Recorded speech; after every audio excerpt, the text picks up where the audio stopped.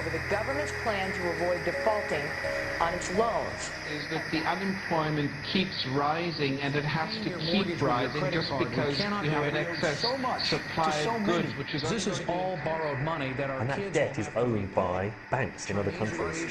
Still knows a lot. Including right here at home. In the form of a convenient personal loan. A filter cigarette that delivers the taste, and 45 malt liquor. Are you hot? Quite some time ago, by a psychologist, I first learned it from my grandmother. Now, my grandmother was a wonderful person. She taught me how to play the game Monopoly. She understood that the name of the game is to acquire.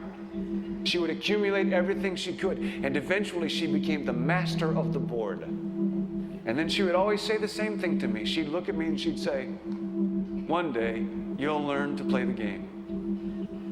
One summer, I played Monopoly almost every day, all day long. And that summer, I learned to play the game. I came to understand the only way to win is to make a total commitment to acquisition. I came to understand that money and possessions, that's the way that you keep score. And by the end of that summer, I was more ruthless than my grandmother. I was ready to bend the rules if I had to win that game. And I sat down with her to play that fall.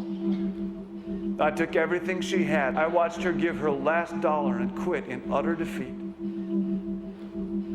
And then she had one more thing to teach me. Then she said, "Now it all goes back in the box." All those houses and hotels, all the railroads and utility companies, all that property and all that wonderful money. Now it all goes back in the box. None of it was really yours. You got all heated up about it for a while. But it was around a long time before you sat down at the board. And it will be here after you're gone. Players come and players go. Houses and cars, titles and clothes, even your body. Because the fact is that everything I clutch and consume and hoard is going to go back in the box, and I'm going to lose it all. You have to ask yourself, when you finally get the ultimate promotion, when you've made the ultimate purchase, when you buy the ultimate home, when you have stored up financial security and climbed the ladder of success to the highest rung you can possibly climb it, and the thrill wears off, and it will wear off, then what? How far do you have to walk down that road before you see where it leads? Surely you understand, it'll never be enough. So you have to ask yourself the question, what matters?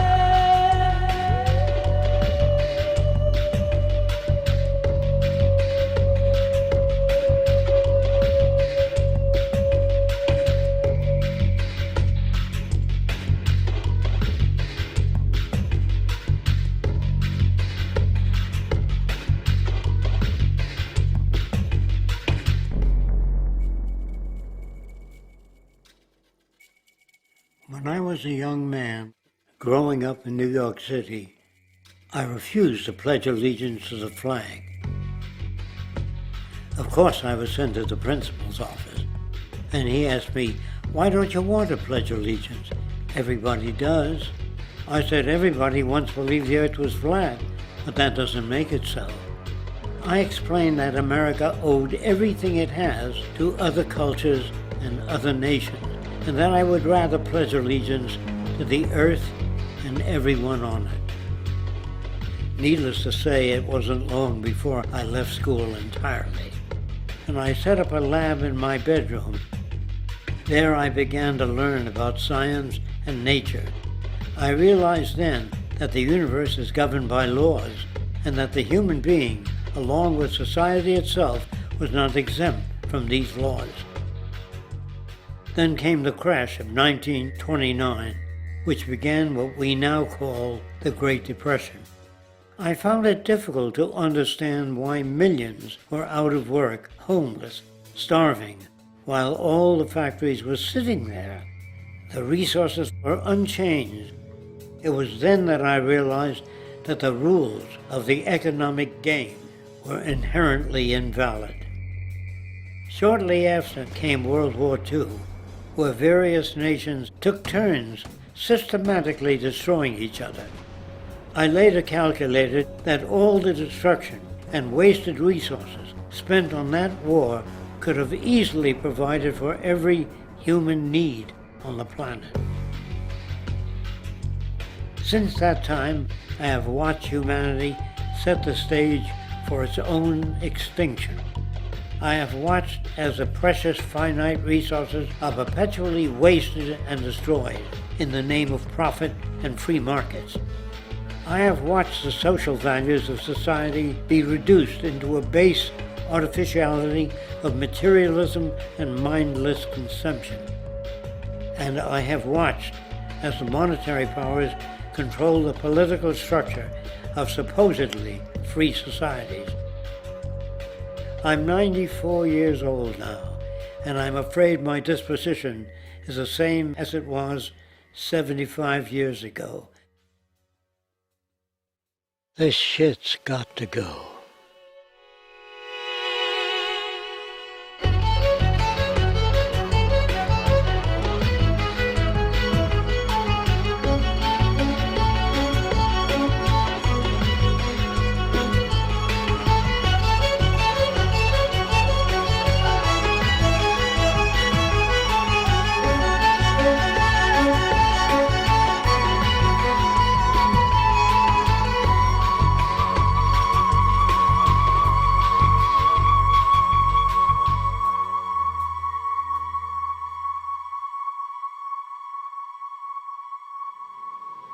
So you're a scientist, and somewhere along the way, hammered into your head is the inevitable nature versus nurture, and that's at least up there with Coke versus Pepsi or Greeks versus Trojans.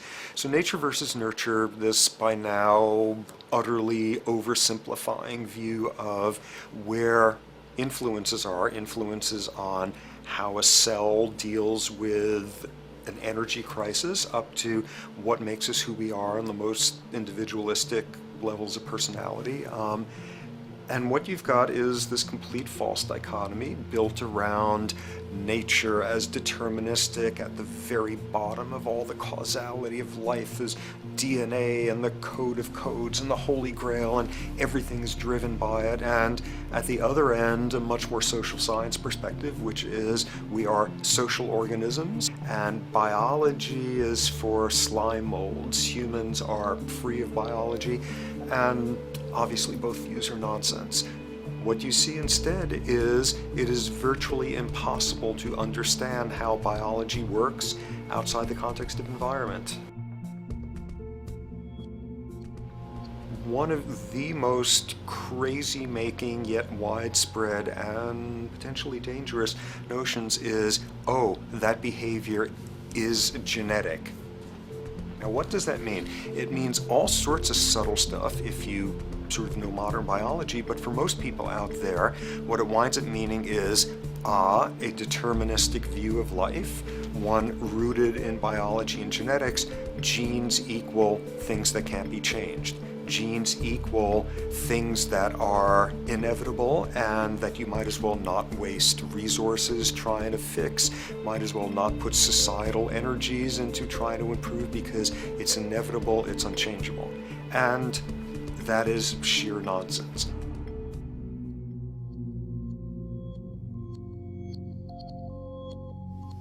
It is widely thought that conditions like ADHD are genetically programmed, conditions like schizophrenia are genetically programmed. The truth is the opposite. Nothing is genetically programmed. They're very rare diseases. I mean, a small handful, extremely sparsely represented in the population, that are truly genetically determined. Most complex conditions might have a predisposition that is a genetic component, but a predisposition is not the same as a predetermination. The whole search for the source of diseases in the genome was doomed to failure before anybody even thought of it, because most diseases are not genetically predetermined. Heart disease, cancer, strokes, rheumatoid conditions, autoimmune conditions in general, mental health conditions, addictions, these are none of them genetically determined. Breast cancer, for example, out of 100 women with breast cancer, only 7 will carry the breast cancer genes. 93 do not. And out of 100 women who do have the genes, not all of them will get cancer.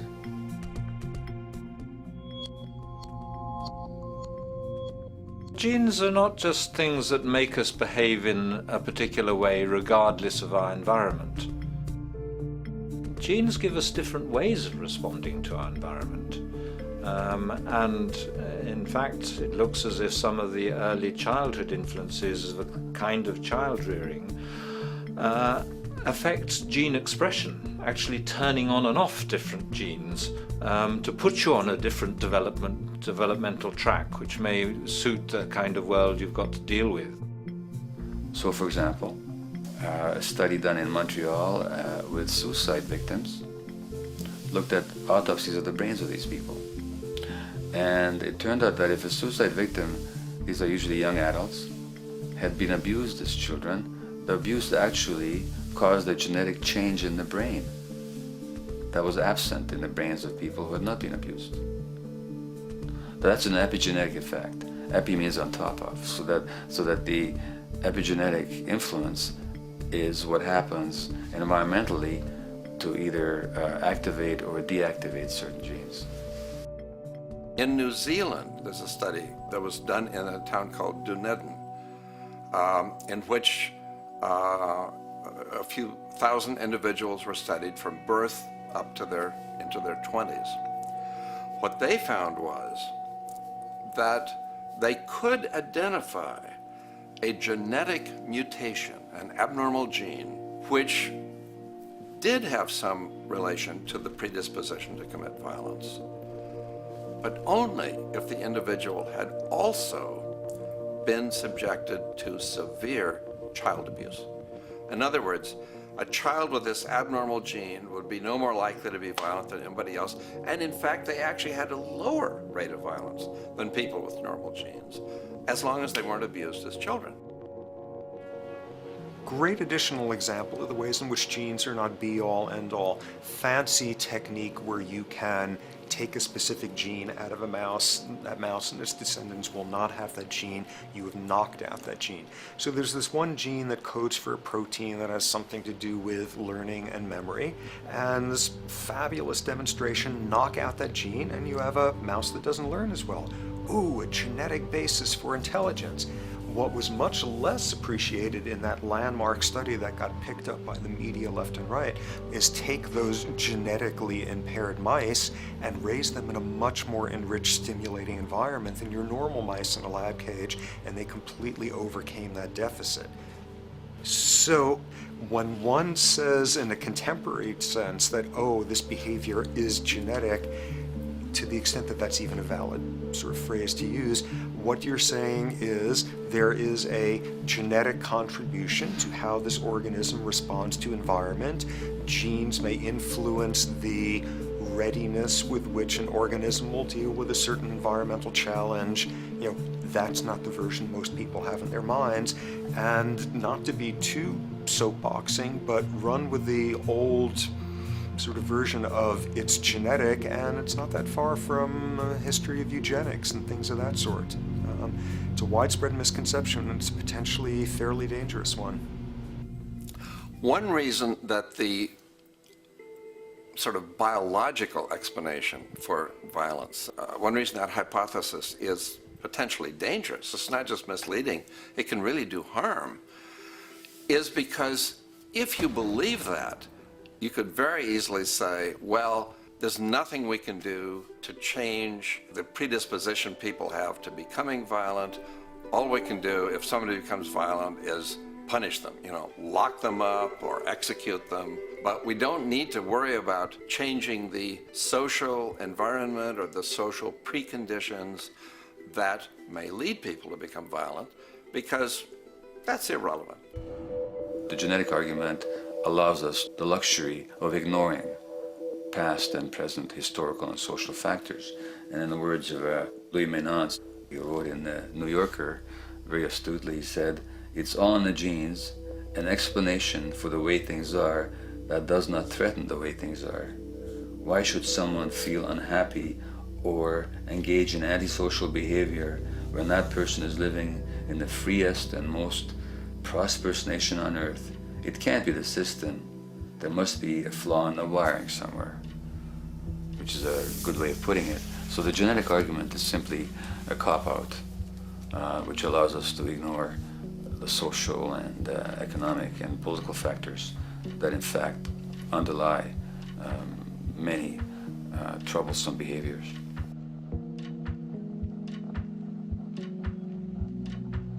Addictions are usually considered to be a drug-related issue, but looking at it more broadly, I define addiction as any behavior that is associated with craving, with temporary relief, and with long-term negative consequences, along with an impairment of control over it, so that the person wishes to give it up or promises to do so, but can't follow through.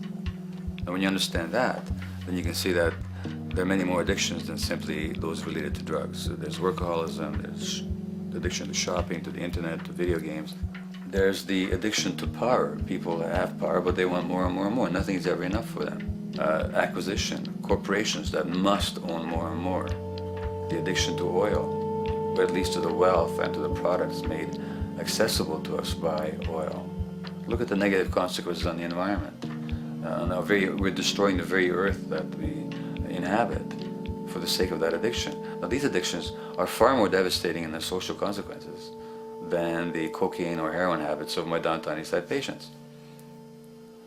Yet they're rewarded and considered to be respectable. The tobacco company executive that shows a higher profit will get a much bigger reward. He doesn't face any negative consequences legally or otherwise. In fact, he's a respected member of the board of several other corporations. But tobacco smoke-related diseases kill 5.5 million people around the world every year. In the United States, they kill 400,000 people a year. And these people are addicted to what? To profit. To such a degree are they addicted that they're actually in denial about the impact of their activities, which is typical for addicts, is denial. And that's a respectable one. It's respectable to be addicted to profit no matter what the cost. So what is acceptable and what is respectable is a highly arbitrary phenomenon in our society. And it seems like the greater the harm, the more respectable the addiction.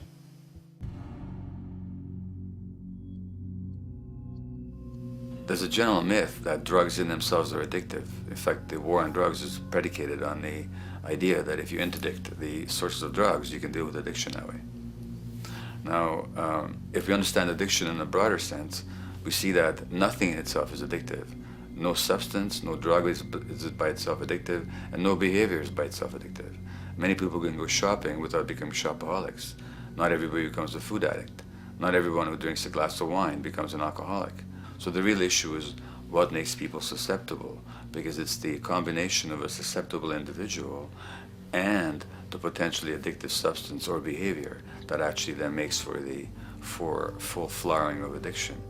In short, it's not the drug that's addictive, it's the question of the susceptibility of the individual to being addicted to a particular substance or behavior. If we wish to understand what then makes some people susceptible, we actually have to look at their life experience. The old idea, although it's old, but it's still broadly held, that addictions are due to some genetic cause is simply scientifically untenable.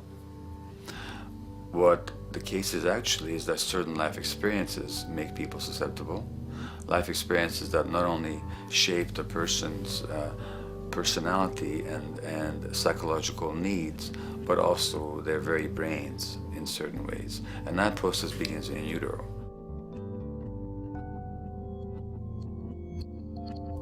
It's been shown, for example, that if you stress mothers during pregnancy, their children are more likely to have traits that predispose them to addictions.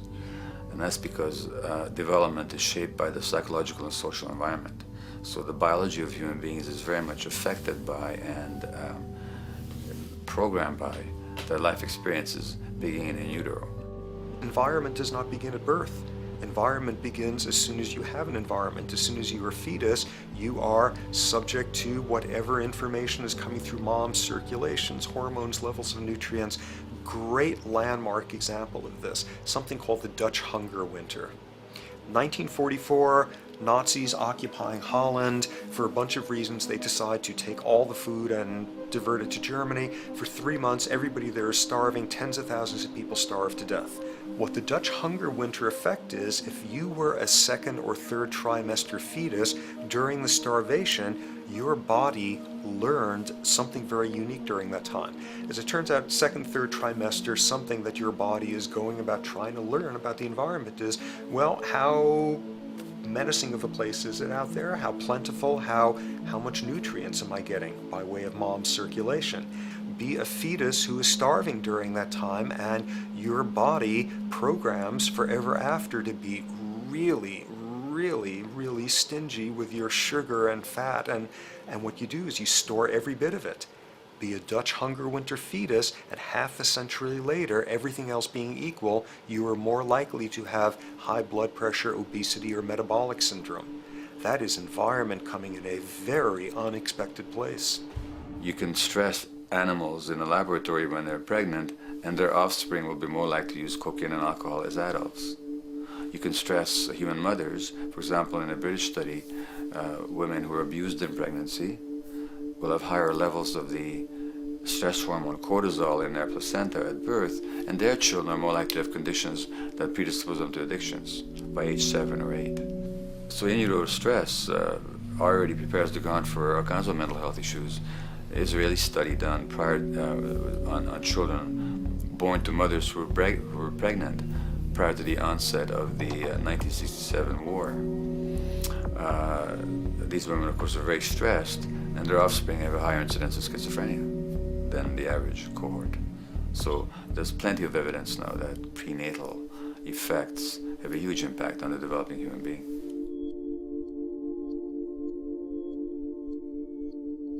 The point about human development, and specifically human brain development, is that it occurs mostly under the impact of the environment and mostly after birth. Now, if you compare us to a horse, which can run on the first day of life, we see that we are very undeveloped. We can't muster that much neurological coordination, balance, muscle strength, visual acuity until a year and a half, 2 years. And that's because the brain development that in the horse happens in the safety of the womb, in a human being has to happen after birth. And that has to do with simple evolutionary logic. As the head gets larger, which is what makes us into human beings, the burgeoning of the forebrain is what creates the human species, actually. At the same time, we walk on 2 legs, so our pelvis narrows to accommodate that. So now we have a narrower pelvis, a larger head. Bingo, we have to be born prematurely. And that means that the brain development that in other animals occurs in utero, in us, occurs after birth. And much of that under the impact of the environment. And The concept of neural Darwinism simply means that the circuits that get the appropriate input from the environment will develop optimally, and the ones that don't will either not develop optimally or perhaps not at all. If you take a child with perfectly good eyes at birth and you put him in a dark room for 5 years, he'll be blind thereafter for the rest of his life, because the circuits of vision require light waves for their development. And without that, even the rudimentary circuits present and active at birth will atrophy and die, and new ones will not develop. There's a significant way in which early experiences shape adult behavior, and even and especially early experiences for which there's no recall memory. It turns out that there are two kinds of memory. There is explicit memory, which is recall. This is when you can call back facts, details, episodes, circumstances. But the structure in the brain, which is called the hippocampus, which encodes recall memory, it doesn't even begin to develop fully until 1.5 years, and it's not fully developed until much later, which is why hardly anybody has any recall memory prior to 18 months. But there's another kind of memory, which is called implicit memory, which is in fact an emotional memory, where the emotional impact and the interpretation that the child makes of those emotional experiences is ingrained in the brain in the form of nerve circuits ready to fire without specific recall. So to give you a clear example, people who are adopted have a lifelong sense of rejection very often. They can't recall the adoption, they can't recall the separation from birth mother because there's nothing there to recall with. But the emotional memory of separation and rejection is deeply embedded in their brains. Hence, they're much more likely to experience a sense of rejection and a great emotional upset when they perceive themselves as being rejected than other people. That's not unique to people who are adopted, but it's particularly strong in them because of this function of implicit memory. People who are addicted, given that they, according to all the research literature, certainly in my experience, the hardcore addicts virtually were all significantly abused as children or suffered severe emotional loss. Their emotional or implicit memories are those of a world that's not safe and not helpful, caregivers who are not to be trusted, and relationships that are not safe enough to open up to vulnerably. And hence their responses tend to be to keep themselves separate from really intimate relationships, not to trust caregivers, doctors and other people who are trying to help them, and generally see the world as an unsafe place. And that's strictly a function of implicit memory, which sometimes has to do with incidents they don't even recall.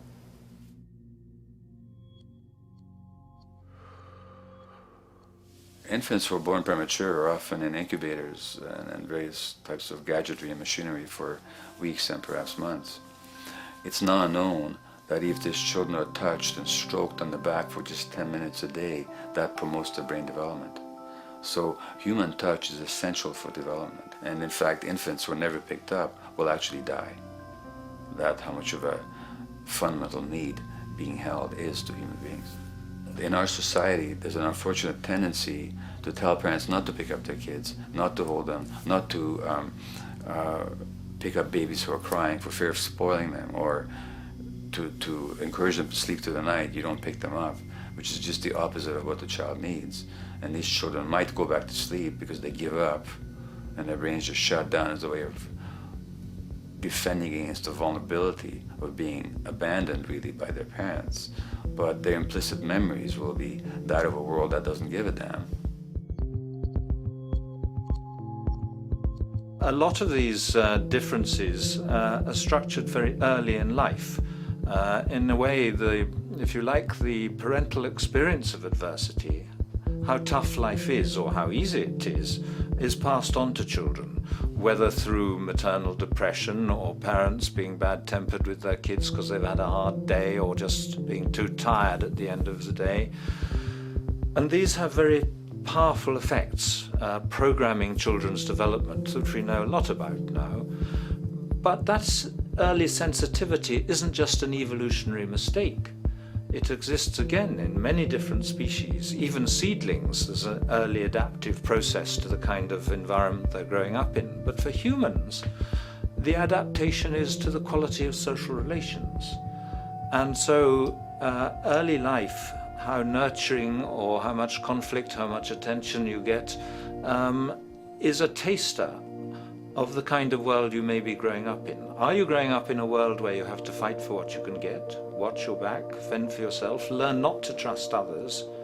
Or are you growing up in a society where you depend on reciprocity, mutuality, cooperation, where empathy is important, where your security depends on good relations with other people? And that needs a very different emotional and cognitive development. And that's what the early sensitivity is about. And parenting is almost, quite unconsciously, a system for passing on that experience to children of the kind of world they're in. The great British child psychiatrist D.W. Winnicott said that fundamentally two things can go wrong in childhood. One is when things happen that shouldn't happen, and then things that should happen but don't. And the first category is the traumatic and abusive and abandonment experiences of my downtown East Side patients and of many addicts. That's what shouldn't happen but did. But then there is the non-stressed, attuned, non-distracted attention of the parent that every child needs, that very often children don't get. They're not abused, they're not neglected, and they're not traumatized. But what should happen, the presence of the emotionally available, nurturing parent, just is not available to them because of the stresses in our society and the parenting environment. And the psychologist Alan Shore calls that proximal abandonment, when the parent is physically present, but emotionally absent. I have spent, roughly the last 40 years of my life working with the most violent people our society produces, murderers, rapists, and so on, in an attempt to understand what causes this violence. I discovered that the most violent of the criminals in our prisons had themselves been victims of a degree of child abuse that was beyond the scale of what I ever thought of applying the term child abuse to. I had no idea of the depth of the depravity with which children in our society are all too often treated. The most violent people I saw were themselves the survivors of their own attempted murder, often at the hands of their parents or other people in their social environment, or were the survivors of family members who'd been killed, their closest family members, by other people. The Buddha argued that everything depends on everything else. He says the one contains the many and the many contains the one. That you can't understand anything in isolation from its environment. The leaf contains the sun, the sky, and the earth, obviously. This has not been shown to be true, of course, all around, and specifically when it comes to human development. The modern scientific term for it is the biopsychosocial nature of human development, which says that the biology of human beings depends very much on their interaction with the social and psychological environment. And specifically, the psychiatrist and researcher Daniel Siegel at University of California, Los Angeles, UCLA, has coined the phrase interpersonal neurobiology, which means to say that the way that our nervous system functions depends very much on our personal relationships. In the first place with the parenting caregivers, and in the second place with other important attachment figures in our lives, and in the third place with our entire culture. So that you can't separate the neurological functioning of a human being from the environment in which he or she grew up in and continues to exist in. And this is true throughout the life cycle. It's particularly true when you're dependent and helpless and your brain is developing, but it's true even in adults and even at the end of life. Human beings have lived in almost every kind of society, from the most egalitarian, hunting and gathering societies seem to have been very egalitarian, for instance, based on food sharing, gift exchange. Small bands of people living predominantly off of foraging, but a little bit of hunting. Predominantly among people you have at the least known your entire life, if not surrounded by third cousins or closer, in a world in which there is a great deal of fluidity between different groups, in a world in which there is not a whole lot in terms of material culture. This is how humans have spent most of their hominid history. And no surprise, that makes for a very different world. One of the things you get as a result of that is far less violence. Organized group violence is not something that occurred at that time of human history, and that seems quite clear. So where did we go wrong? Violence is not universal. It's not symmetrically distributed throughout the human race. There is a huge variation in the amount of violence in different societies. There are some societies that have virtually no violence. There are others that destroy themselves. Some of the Anabaptist religious groups that are complete, strict pacifists, like the Amish, the Mennonites, the Hutterites. Among some of these groups, the Hutterites, there are no recorded cases of homicide. During our major wars, like World War II, where people were being drafted, they would refuse to serve in the military. They would go to prison rather than serve in the military.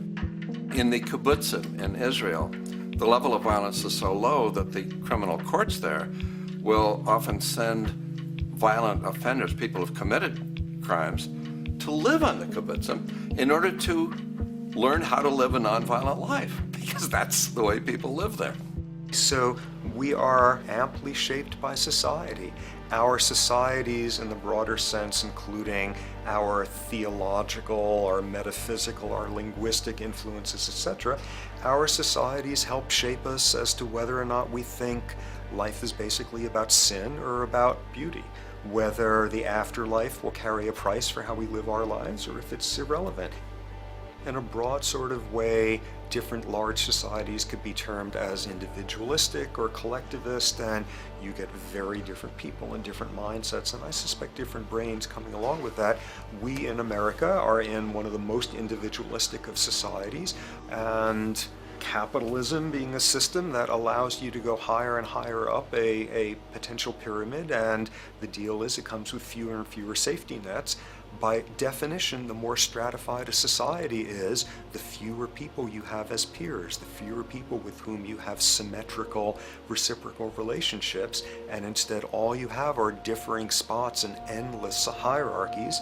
And a world in which you have few reciprocal partners is a world with a lot less altruism.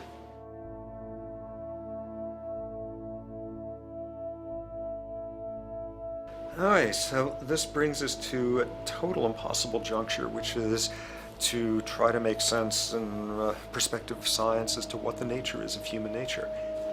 You know, on a certain level, the nature of our nature is not to be particularly constrained by our nature.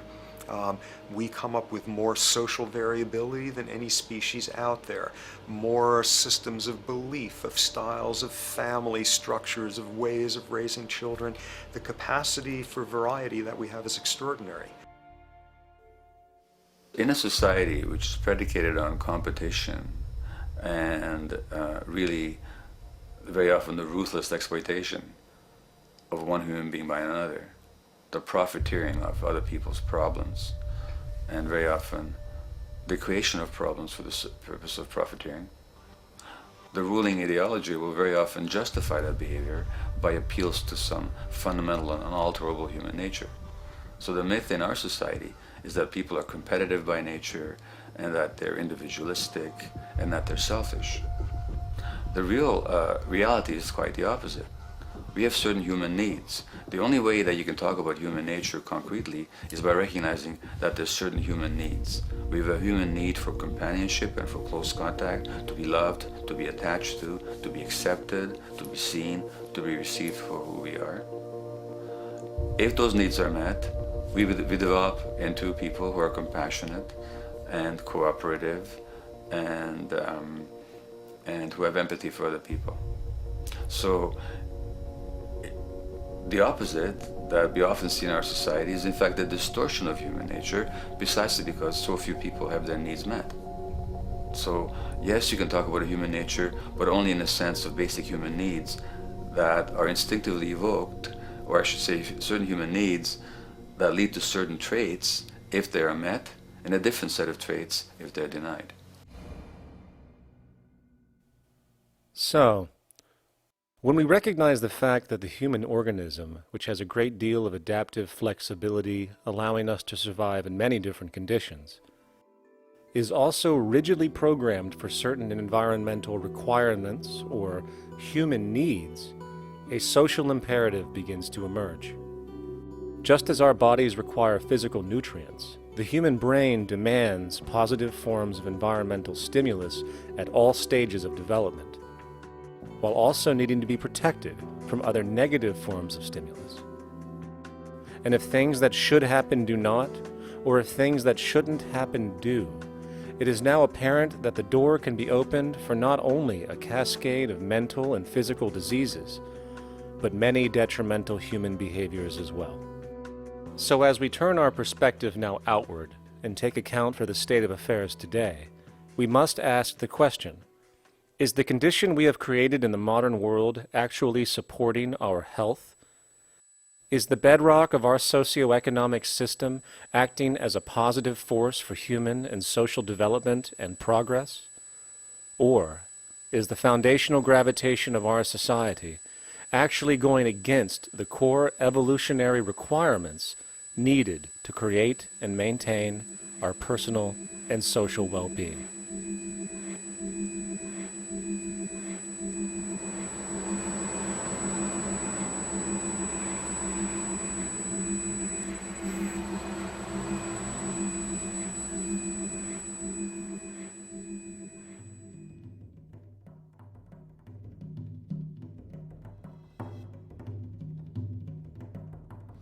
So one might ask, where did this all begin? What we have today, really a world in a state of cumulative collapse. You get it started with John Locke. And John Locke introduces property, and he has three provisos for just private right and property. And the three provisos are that there must be enough left over for others, and that you must not let it spoil, and that you, most of all, must mix your labor with it. It seems justified. You mix your labor with the world, then you're entitled to the product, and as long as there's enough left over for others, and as long as it doesn't spoil, you don't allow anything to go to waste, that's okay. Well, he spends a long time of his famous treatise of government, and it's since been the canonical text for economic and political and legal understanding. Is still a classic text that's studied. Well, what he did is, after he gives the provisos, and you're almost thinking at the time whether you're for private property or not, he's given a very good and plausible and powerful defense of private property here. Well, he drops them. He drops them like that, right in one sentence. He says, well, once the introduction of money came in by men's tacit consent, then it became, and he doesn't say all the provisos are canceled, erased, but that's what happens. So now we have not product and your property earned by your own labor. Oh no, money buys labor now. There's no longer consideration of whether there's enough left over for others. There's no longer consideration of whether it spoils, because he says, well, money's like silver and gold can't spoil, therefore monies can't be responsible for waste, which is ridiculous. We're not talking about money and silver, we're talking about what its effects are. It's one non sequitur after another. Just the most startling logical legerdemain that he gets away with here. But it fits the interests of capital owners. Then Adam Smith comes along, and what he adds is the religion to this. Locke started with God made it all this way. This is God's right. And now we get also with Smith coming along, he says it's not only God's, I mean, he's not saying this, but this is what's happening philosophically, in principle. He's saying it's not only a question of private property, that's all now presupposed, is given. And that there's money investors that buy labor, given. That there's no limit to how much they can buy of other men's labor, how much they can accumulate, how much inequality, that's all given now. And so he comes along, and what his big idea is, and again, it's just introduced in parentheses, en passant. You know, when people put out the goods for sale and others, you know, the supply, and other people buy them with the demand and so forth, how do we have supply equaling demand or demand equaling supply? How can they come into equilibrium? And that is one of the central notions of economics, is how do they come into equilibrium? And he says it's the invisible hand of the market that brings them into equilibrium. So now we have God is actually immanent. He just didn't give the rights to property and how, all its wherewithal and its natural rights of doing all that Locke said. Now we have the system itself as God. In fact, Smith says, when he talks, and you'll never find this quoted, you have to read the whole of the Inquiry into the Wealth of Nations. He says, the scantiness of subsistence sets limits to the reproduction of the poor, and that nature can deal with this in no other way than elimination of their children. So he anticipated evolutionary theory in the worst sense. This is well before Darwin. And so he called them the race of laborers. So you can see there was inherent racism built in here. There was an inherent acceptance, life blindness to kill innumerable children. And he thought, well, that's the invisible hand making supply meet demand and demand meet supply. So see how wise God is. So you can see a lot of the really virulent, life-destructive, eco-genocidal things that are going on now have, in a way, a thought gene back in Smith too. When we reflect on the original concept of the so-called free market capitalist system, as initiated by early economic philosophers such as Adam Smith, we see that the original intent of a market was based around real, tangible, life-supporting goods for trade.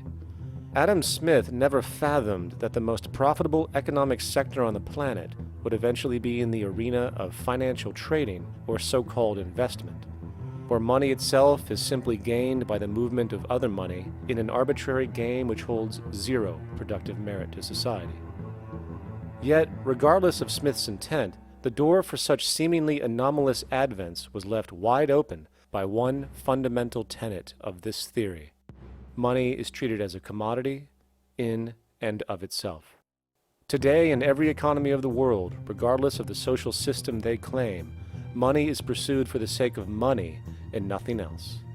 The underlying idea, which was mysteriously qualified by Adam Smith with his religious declaration of the invisible hand, is that the narrow, self-interested pursuit of this fictional commodity will somehow magically manifest human and social well-being and progress. The reality is that the monetary incentive interest, or what some have termed the money sequence of value, has now completely decoupled from the foundational life interest, which could be termed the life sequence of value. What has happened is that there's a complete confusion in economic doctrine between those two sequences. They think that the money sequence of value delivers the life sequence of value, and that's why they say if more goods are sold, if GDPs rise and so forth, therefore there'll be more well-being, enhanced well-being. We take the GDP to be basically our indicator of social health. Well, there you see the confusion. It's talking about money sequences of value, that is all the receipts, all the revenues that are derived from selling goods, and they're confusing that with life reproduction, so that you have built right into this thing from the beginning is a complete conflation of the money and life sequences of value. So we're dealing with a kind of structured delusion that becomes more and more deadly as the money sequence decouples from producing anything at all. So it's a system disorder, and the system disorder seems to be fatal.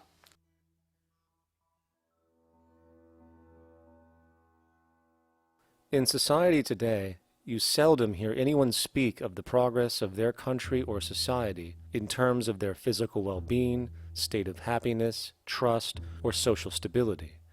Rather, the measures are presented to us through economic abstractions. We have the gross domestic product, the consumer price index, the value of the stock market, rates of inflation, and so on. But does this tell us anything of real value as to the quality of people's lives? No, all these measures have to do with the money sequence itself and nothing more. For example, the gross domestic product of a country is a measure of the value of goods and services sold. this measure is claimed to correlate to the standard of living of a country's people. In the United States, healthcare accounted for over 17% of GDP in 2009, amounting to over $2.5 trillion spent, hence creating a positive effect on this economic measure. And based on this logic, it would be even better for the U.S. economy if healthcare services increased more so, perhaps to $3 trillion or $5 trillion, since that would create more growth, more jobs, and hence boasted by economists as a rise in their country's standard of living. But wait a minute, what do healthcare services actually represent? Well, sick and dying people. That's right, the more unhealthy people there are in America, the better the economy. Now, that is not an exaggeration or a cynical perspective. In fact, if we step back far enough, you will realize that the GDP not only doesn't reflect real public or social health on any tangible level, it is, in fact, mostly a measure of industrial inefficiency and social degradation. And the more you see it rise, the worse things are becoming with respect to personal, social, and environmental integrity. You have to create problems to create profit. There is no profit under the current paradigm in saving lives, putting balance on this planet, having justice and peace or anything else. There's just no profit there. There's an old saying, pass a law, create a business, whether you're creating a business for a lawyer or whatever. So, crime does create business, just like destruction creates business in Haiti. We have now roughly 2 million people incarcerated in this country, and of those, many of them are in prisons run by private corporations, Corrections Corporation of America, Wackenhut, who trade their stock on Wall Street based upon how many people are in jail. Now that's sickness, but that is a reflection of what this economic paradigm calls for. So what exactly does this economic paradigm call for? What is it that keeps our economic system going? Consumption. Or more accurately, cyclical consumption. When we break down the foundation of classic market economics, we are left with a pattern of monetary exchange that simply cannot be allowed to stop or even substantially slowed, if the society as we know it is to remain operational. There are three main actors on the economic stage: the employee, the employer, and the consumer. The employee sells labor to the employer for income. The employer sells its production services and hence goods to the consumer for income. And the consumer, of course, is simply another role of the employer and employee, spending back into the system to enable the cyclical consumption to continue. In other words, the global market system is based on the assumption that there will always be enough product demand in society to move enough money around at a rate which can keep the consumption process going. And the faster the rate of consumption, the more so-called economic growth is assumed, and so the machine goes. But hold on, I thought an economy was meant to, economize? Doesn't the very term have to do with preservation and efficiency and a reduction of waste? So how does our system, which demands consumption and the more the better, efficiently preserve or economize at all? Well, it doesn't. The intent of the market system is, in fact, the exact opposite of what a real economy is supposed to do, which is efficiently and conservatively orient the materials for production and distribution of life-supporting goods. We live on a finite planet with finite resources, where, for example, the oil we utilize took millions of years to develop, where the minerals we use took billions of years to develop. So, having a system that deliberately promotes the acceleration of consumption for the sake of so-called economic growth is pure ecocidal insanity. Absence of waste, that's what efficiency is. Absence of waste. This system is more wasteful than all the other existing systems in the history of the planet. Every level of life organization and life system is in a state of crisis and challenge and decay or collapse. No peer-reviewed journal in the last 30 years will tell you anything different. That is that every life system is in decline, as well as social programs, as well as our water access. Try to name any means of life that isn't threatened and in danger. You can't. There really isn't one, and that's very, very despairing. But we haven't even figured out the causal mechanism. We don't want to face the causal mechanism. We just want to go on, that's what insanity is, where you keep doing the same thing over and over again, though it clearly doesn't work. So you're really dealing with not an economic system, but I would go so far as to say an anti-economic system. There's an old saying that the competitive market model seeks to create the best possible goods at the lowest possible prices. This statement is essentially the incentive concept, which justifies market competition based on the assumption that the result is the production of higher quality goods. If I was going to build myself a table from scratch, I would naturally build it out of the best, most durable materials possible, right?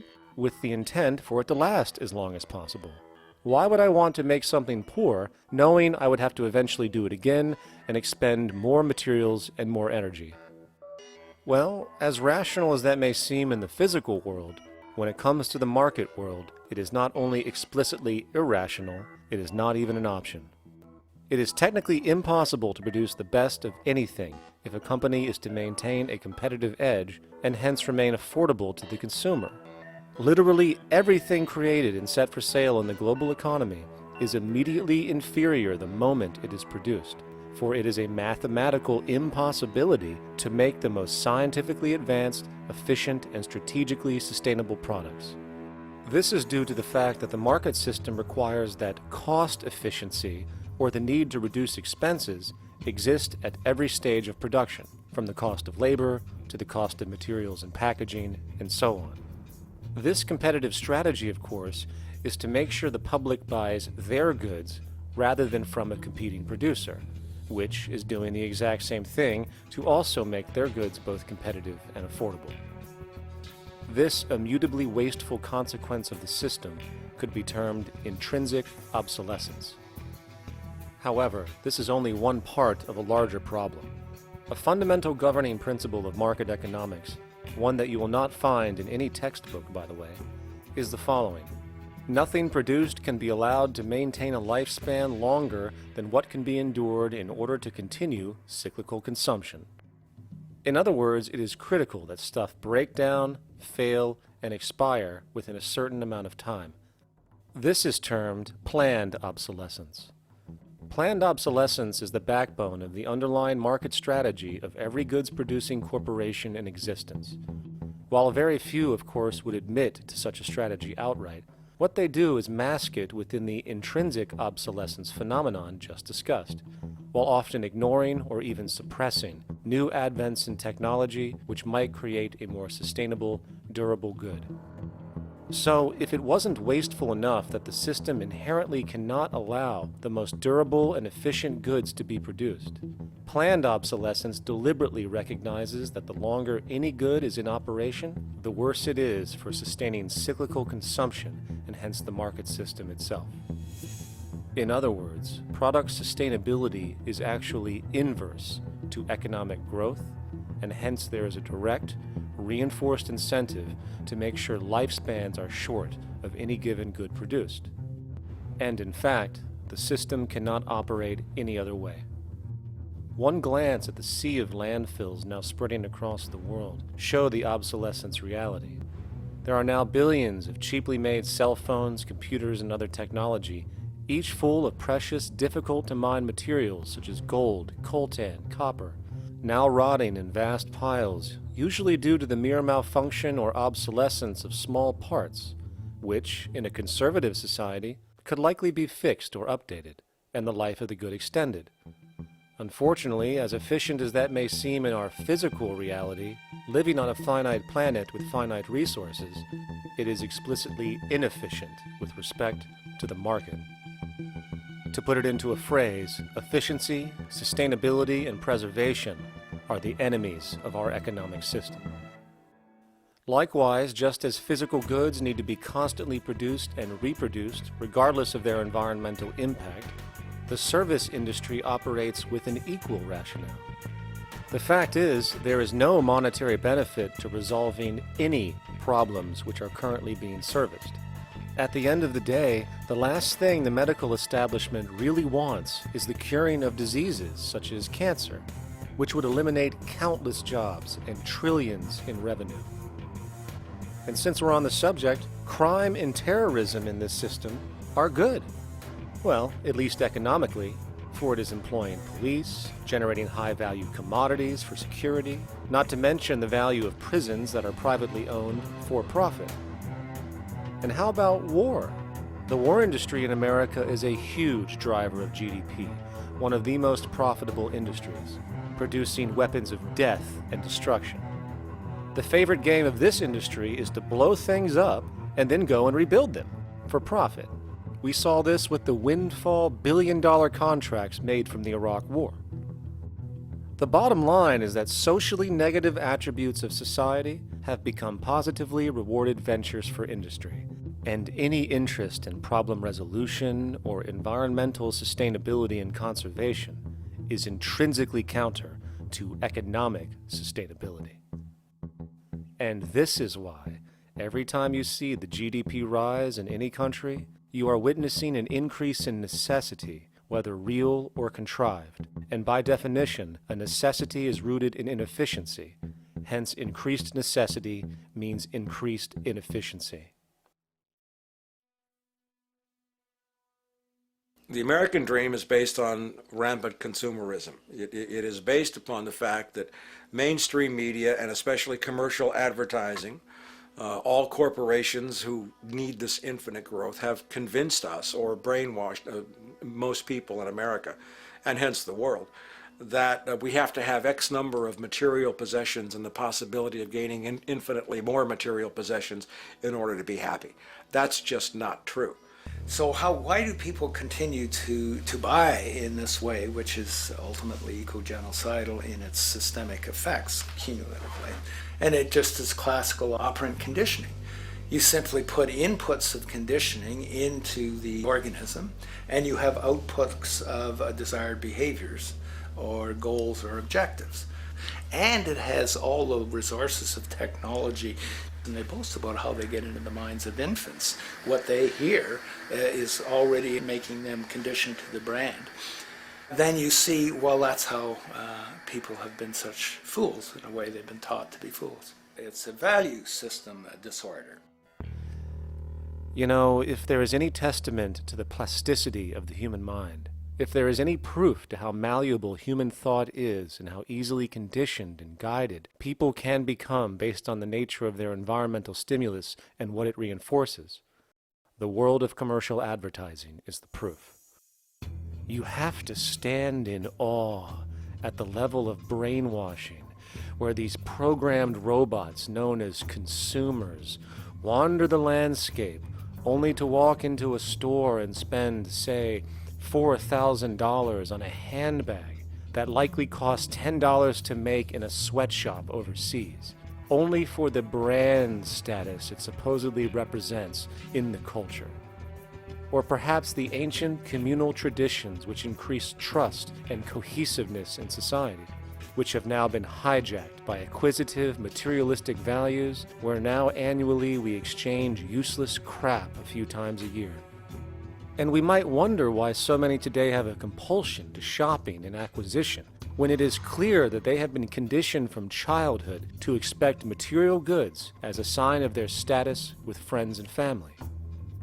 The fact is, the foundation of any society are the values that support its operation, and our society, as it exists, can only operate if our values support the conspicuous consumption it requires to continue the market system. 75 years ago, consumption in America and much of the First World was half of what we see today per person. Today's new consumer culture has been manufactured and imposed due to the very real need for higher and higher levels of consumption. And this is why most corporations now spend more money on advertising than the actual process of product creation itself. They work diligently to create a false need for you to fill, and it happens to work. You know, economists are in fact not economists at all. They're propagandists of money value. And you'll find that all their models basically get down to token exchanges that are to the profit of one side or both sides or whatever, but they're completely disconnected from the actually existing world of reproduction. In Ohio, an old man failed to pay his electric bill. You may be familiar with the case. And the electric company turned off the electricity and he died. The reason they turned it off was because it wouldn't have been profitable for them to keep it on because he didn't pay his bill. Do you believe that was right? The responsibility really lies not on the electric company for turning it off, but on those of this man's neighbors and friends and associates who are not charitable enough to enable him as an individual to meet the electric bill. Did I hear that right? Did he just say the death of a man caused by not having money was the responsibility of other people, or in effect charity? Well then, I guess we're going to need a whole lot of infomercials, little miserable coin slot donations for bodega counters, and a bunch of pickle jars for the billion people now starving to death on this planet because of the very system Milton Friedman promotes. Whether you are dealing with the philosophies of Milton Friedman, F.A. Hayek, John Maynard Keynes, Ludwig von Mises, or any other major market economist, the basis of rationale rarely leaves the money sequence. It is like a religion. Consumption analysis, stabilization policies, deficit spending, aggregate demand. It exists as a never-ending, self-referring, self-rationalizing circle of discourse where universal human need, natural resources, or any form of physical life-supporting efficiency is ruled out by default and replaced by the singular notion that humans seeking advantage over each other for money alone, motivated by their own narrow self-interest, will magically create a sustainable, healthy, balanced society. There is no life coordinate in this whole theory, this whole doctrine. What are they doing? What are they doing? What they're doing is tracking money sequences. That's all it is tracking money sequences, presupposing everything that matters. One, that there's no life coordinates. Wow, no life coordinates. Two, that all the agents are self-maximizing preference seekers. That is, they think of nothing other than themselves and what they can get most for themselves. That's the notion, that's the ruling notion of rationality. Self-maximizing choice. And the only thing that they're interested in self-maximizing is money or commodities. Well, where does social relations come in? It doesn't, except in the exchange to self-maximize. Where do our natural resources come in? They don't, except to exploit. Where does the family come in as being able to survive? It doesn't. They have to have money in order to purchase any good. Well, shouldn't an economy deal somewhere with human need? Isn't that what the fundamental issue is, to satisfy human needs? Oh, need isn't even in your lexicon. You dissolve it into wants. And what is a want? That means money demand that wants to buy. Well, if it's money demand that wants to buy, it's got nothing to do with need, because it may be the person has no money demand and desperately needs, say, water supply. Or it may be money demand wants a gold toilet seat. Well, where does it all go? To the gold toilet seat. And you call this economics? Like, it's really, when one thinks of it, it's got to be the most bizarre delusion in the history of human thought. Now, so far we have focused on the market system, but this system is actually only one half of the global economic paradigm. The other half is the monetary system. While the market system deals with the interaction of people gaming for profit across the spectrum of labor, production, and distribution, the monetary system is an underlying set of policies set by financial institutions which create conditions for the market system, among other things. It includes terms we often hear, such as interest rates, loans, debt, the money supply, inflation, etc. And while you might want to pull your hair out listening to the gibberish coming from the monetary economists, modest preemptive actions can obviate the need of more drastic actions at a later date. The nature and effect of this system is actually quite simple. Our economy has, or the global economy has, three basic things that govern it. One is fractional reserve banking, banks printing money out of nothing. It's also based upon compound interest. When you borrow money, you have to pay back more than you borrowed, which means that you, in effect, create money out of thin air, again, which has to be serviced by creating still more money. We live in an infinite growth paradigm. The economic paradigm we live in now is a Ponzi scheme. Nothing grows forever. It's not possible. As a great psychologist James Hillman wrote, the only thing that grows in a human body after a certain age is cancer. It's not just the amount of money that has to keep growing, it's the amount of consumers. Consumers to borrow money at interest to generate more money, and obviously that's not possible on a finite planet. People are basically vehicles to just create money, which must create more money to keep the whole thing from falling apart, which is what's happening right now. There are really only two things anyone needs to know about the monetary system. One, all money is created out of debt. Money is monetized debt, whether it materialized from treasury bonds, home loan contracts, or credit cards. In other words, if all outstanding debt was to be repaid right now, there would not be $1 in circulation. And two, interest is charged on virtually all loans made, and the money needed to pay back this interest does not exist in the money supply outright. Only the principal is created by the loans, and the principal is the money supply. So, if all this debt was to be repaid right now, not only would there not be $1 left in circulation, there would also be a gigantic amount of money owed that is literally impossible to pay back, for it does not exist. The consequence of all of this is that two things are inevitable: inflation and bankruptcy.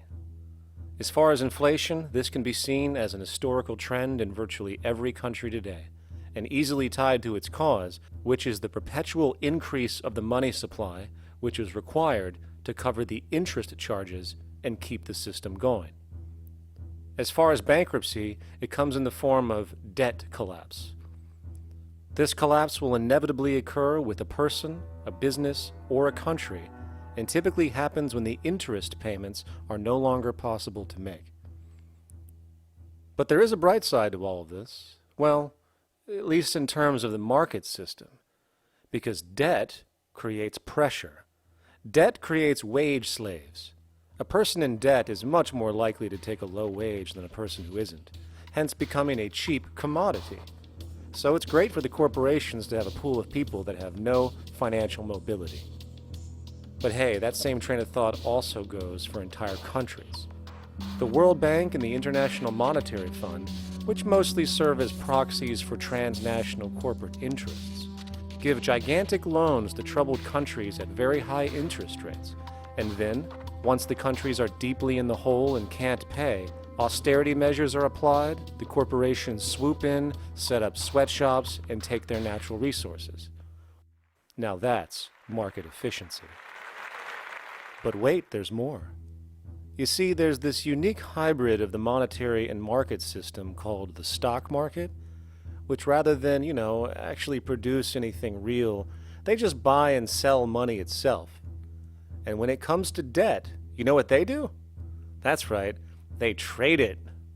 They actually buy and sell debt for profit, from credit default swaps and collateralized debt obligations for consumer debt, to complex derivative schemes used to mask the debt of entire countries, such as the collusion of investment bank Goldman Sachs in Greece, which nearly collapsed the entire European economy. So when it comes to the stock market and Wall Street, we have an entirely new level of insanity born out of the money sequence of value. All you need to know about markets was written in an editorial in the Wall Street Journal a couple years ago. It was called Lessons of the Brain-Damaged Investor. And in this editorial, they explain why people with slight brain damage do better as investors than people with normal brain functionality. Why? Because the slightly brain-damaged person has no empathy. And that's the key. If you don't have any empathy, you do well as an investor. And so Wall Street breeds people who have no empathy, to go in there and to make decisions and make trades that they have no compunction about and no thought whatsoever as to what they're doing might affect their fellow human being. So they breed these robots, these people who have no souls. And since they don't even want to pay these people anymore, they're now breeding robots, real algorithmic traders. Goldman Sachs and the high-frequency trading scandal. They put a computer next to the exchange, the New York Stock Exchange. This computer, this co-located computer, as they call it, it front runs all the trades on the exchange, and it hits the exchange with volumes of orders in ways that scout pennies and nickels away from the exchange. It's like they're siphoning money all day long. They went one quarter last year, 30 or 60 straight days without a single down day and made millions of dollars every single day. Is that because, well, that's statistically impossible. When I worked on Wall Street, the way it works is everyone kicks upstairs the bribes. The brokers bribe to the office manager bribes to the regional sales manager bribes to the national sales manager. It's a common understanding. At Christmas, who gets the biggest bonus at Christmas in an average brokerage office? The compliance officer. The compliance officer sits there all day long. He's supposed to be making sure you don't violate any of the margin rules and you're complying with the law. Of course, yeah, to the extent that you can bribe the compliance officer, yeah, that's right, you are complying with the law. So how does fraud has become the system? It's no longer a byproduct. It is the system. You know, it's like that old Woody Allen joke. He says, "Doctor, my brother thinks he's a chicken." And the doctor says, "Take a pill, and that should cure the problem." And he says, "No, doctor, you don't understand. We need the eggs." Okay? So the trading of fraudulent claims back and forth between banks to generate fees, to generate bonuses, has become the GDP producing growth engine of the United States economy. Even though they're essentially trading fraudulent claims that there's absolutely no hope of ever paying back. They're processing and generating and resecuritizing nothing. If I write $20 billion on a cocktail napkin and I sell it to JP Morgan, while JP Morgan writes $20 billion on a cocktail napkin, and we swap those two cocktail napkins at a bar, and we each pay ourselves 1/4% in a fee, we make a lot of money for our Christmas bonus. We each have on our books a $20 billion cocktail napkin, which has no real value until such time as the system is no longer able to absorb bogus cocktail napkins, in which case we go to the government to get bailed out. And because of Wall Street and the global stock market, there are now conservatively about $700 trillion of outstanding fraudulent claims known as derivatives, still waiting to collapse, a value amounting to over 10 times the gross domestic product of the entire planet. And while we have seen the bailouts of corporations and banks by governments, which of course comedically borrow their money from banks to begin with, we are now seeing attempts to bail out whole countries by conglomerates of other countries through the international banks. But how do you bail out a planet? There is no country out there that isn't now saturated in debt. The cascade of sovereign debt defaults we have seen can only be the beginning when the math is taken into account. It has been estimated in the United States alone that income tax would need to be raised to 65% per person just to cover the interest in the near future. Economists are now foreshadowing that within a few decades, 60% of the countries on the planet will be bankrupt. But hold on, let me get this straight. The world is going bankrupt, whatever the hell that means, because of this idea called debt, which doesn't even exist in the physical reality. It's only part of a game that we've invented. And yet the well-being of billions of people is now being compromised. Extreme layoffs, tent cities, accelerating poverty, austerity measures imposed, schools shutting down, child hunger, and other levels of familial deprivation, all because of this elaborate fiction. What are we, fucking stupid? Hey, Mars, my man. Help a brother out, huh? Grow up, kid.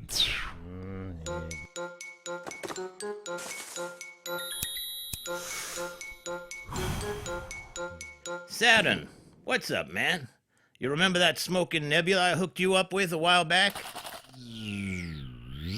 Listen, Earth, we're getting really tired of you. You've been given everything, and yet you waste it all. You got plenty of resources, and you know it. Why don't you grow up and learn some responsibility, for Christ's sake? You're making your mother miserable.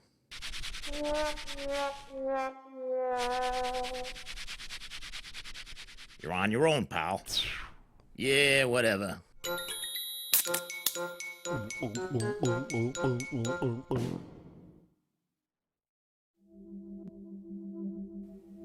Now, all of this considered, from the waste machine known as the market system to the debt machine known as the monetary system, hence creating the monetary market paradigm which defines the global economy today, there is one consequence that runs through the entire machine: inequality. Whether it is the market system which creates a natural gravitation towards monopoly and power consolidation, while also generating pockets of wealthy industries that tower over others regardless of utility, such as the fact that top hedge fund managers on Wall Street now take home over $300 million a year for contributing literally nothing, while a scientist looking for a cure for a disease trying to help humanity might make $60,000 a year if they're lucky. Or whether it is the monetary system, which has class division built right into its structure. For example, if I have $1 million to spare and I put it into a CD at 4% interest, I will make $40,000 a year. No social contribution, no nothing. However, if I'm a lower class person and have to take loans to buy my car or home, I am paying in interest, which, in abstraction, is going to pay that millionaire with the 4% CD. This stealing from the poor to pay the rich is a foundational, built-in aspect of the monetary system, and it could be labeled structural classism. Of course, historically, social stratification has always been deemed unfair, but obviously accepted overall as now 1% of the population owns 40% of the planet's wealth. But, material fairness aside, there is something else going on underneath the surface of inequality, causing an incredible deterioration in public health as a whole. Well, I think people are often puzzled by the contrast between the material success of our societies, unprecedented levels of wealth, and the many social failings. I mean, you know, if you look at the rates of drug abuse or violence or self-harm amongst kids or mental illness, there's clearly something going deeply wrong with our societies. What the data that I've been describing does is simply shows that intuition that people have had for hundreds of years, that inequality is divisive and socially corrosive, that intuition is truer than I think we ever imagined. There are very powerful psychological and social effects of inequality, more to do, I suppose, with feelings of superiority and inferiority, that kind of division, and maybe going with the sort of respect, disrespect, people feeling looked down on at the bottom, which, by the way, is why violence is more common in more unequal societies. It's the trigger to violence is so often people feeling looked down on and disrespected. If there is one principle I can emphasize that is the most important principle underlying the prevention of violence, it would be equality. The single most significant factor that affects the rate of violence is the degree of equality versus the degree of inequality in that society. So what one's looking at is a sort of general social dysfunction. It's not just one or two things that go wrong as inequality increases. It seems to be everything, whether we're talking about crime or health or mental illness or whatever. One of the really disturbing findings out in public health there is never ever make the mistake of being poor or being born poor. Your health pays for it in endless sorts of ways, something known as the health socioeconomic gradient.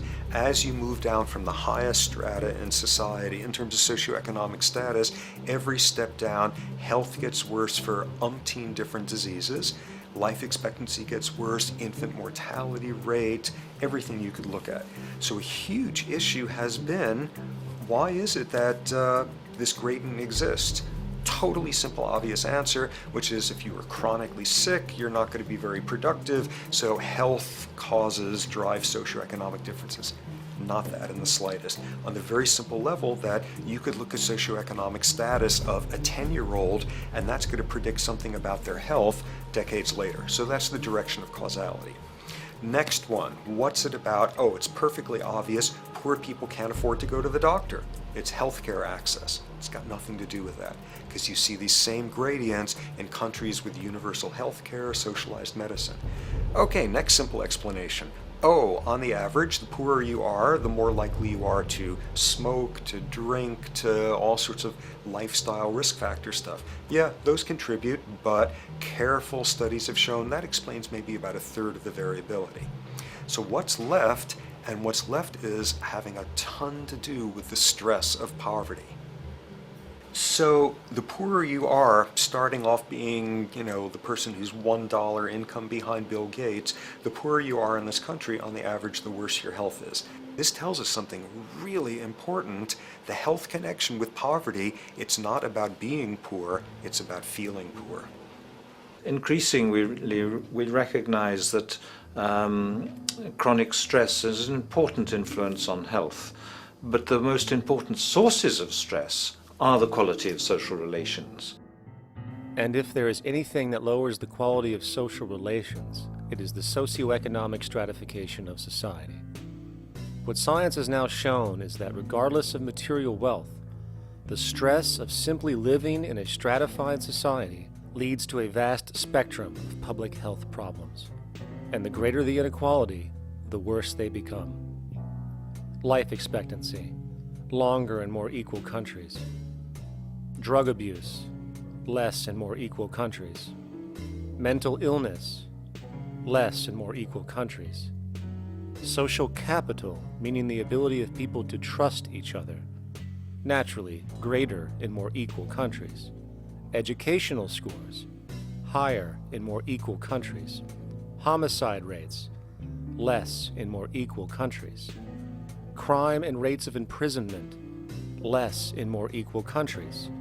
It goes on and on. Infant mortality, obesity, teen birth rate, less in more equal countries. And perhaps most interesting, innovation, greater in more equal countries, which challenges the age-old notion that a competitive, stratified society is somehow more creative and inventive. Moreover, a study done in the UK called the Whitehall Study confirmed that there is a social distribution of disease as you go from the top of the socioeconomic ladder to the bottom. For example, it was found that the lowest rungs of the hierarchy had a 4-fold increase of heart disease-based mortality compared to the highest rungs. And this pattern exists irrespective of access to health care. Hence, the worse a person's relative financial status, the worse their health is going to be on average. This phenomenon is rooted in what could be termed psychosocial stress, and it is at the foundation of the greatest social distortions plaguing our society today. Its cause? The monetary market system. Make no mistake, the greatest destroyer of ecology, the greatest source of waste and depletion and pollution, the greatest purveyor of violence, war, crime, poverty, animal abuse, and inhumanity, the greatest generator of social and personal neuroses, mental disorders, depression, anxiety, not to mention the greatest source of social paralysis, stopping us from moving into new methodologies for personal health, global sustainability, and progress on this planet, is not some corrupt government or legislation, not some rogue corporation or banking cartel, not some flaw of human nature, and not some secret hidden cabal that controls the world. It is, in fact, the socio-economic system itself at its very foundation.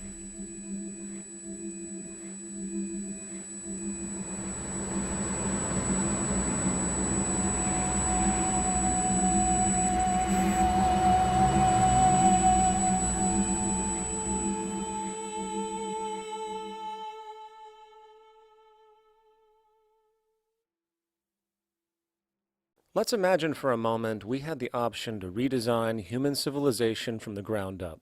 What if, hypothetically speaking, we discovered an exact replica of the planet Earth, and the only difference between this new planet and our current one is that human evolution had not occurred. It was an open palette. No countries, no cities, no pollution, no Republicans, just a pristine, open environment. So, what would we do? Well, first we need a goal, right? And it's safe to say that goal would be to survive. And not to just survive, but to do so in an optimized, healthy, prosperous way. Most people indeed desire to live, and they would prefer to do so without suffering. Therefore, the basis of this civilization needs to be as supportive and hence sustainable for human life as possible, taking into account the material needs of all the world's people, while trying to remove anything that could hurt us in the long run. That goal of, say, maximum sustainability understood, the next question regards our method. What kind of approach do we take? Well, let's see. Last I checked, politics was the method of social operation on Earth. So what do the doctrines of the Republicans, liberals, conservatives, or socialists have to say about societal design? Not a damn thing. Okay, then what about religion? Surely the great creator had to have left some blueprint somewhere.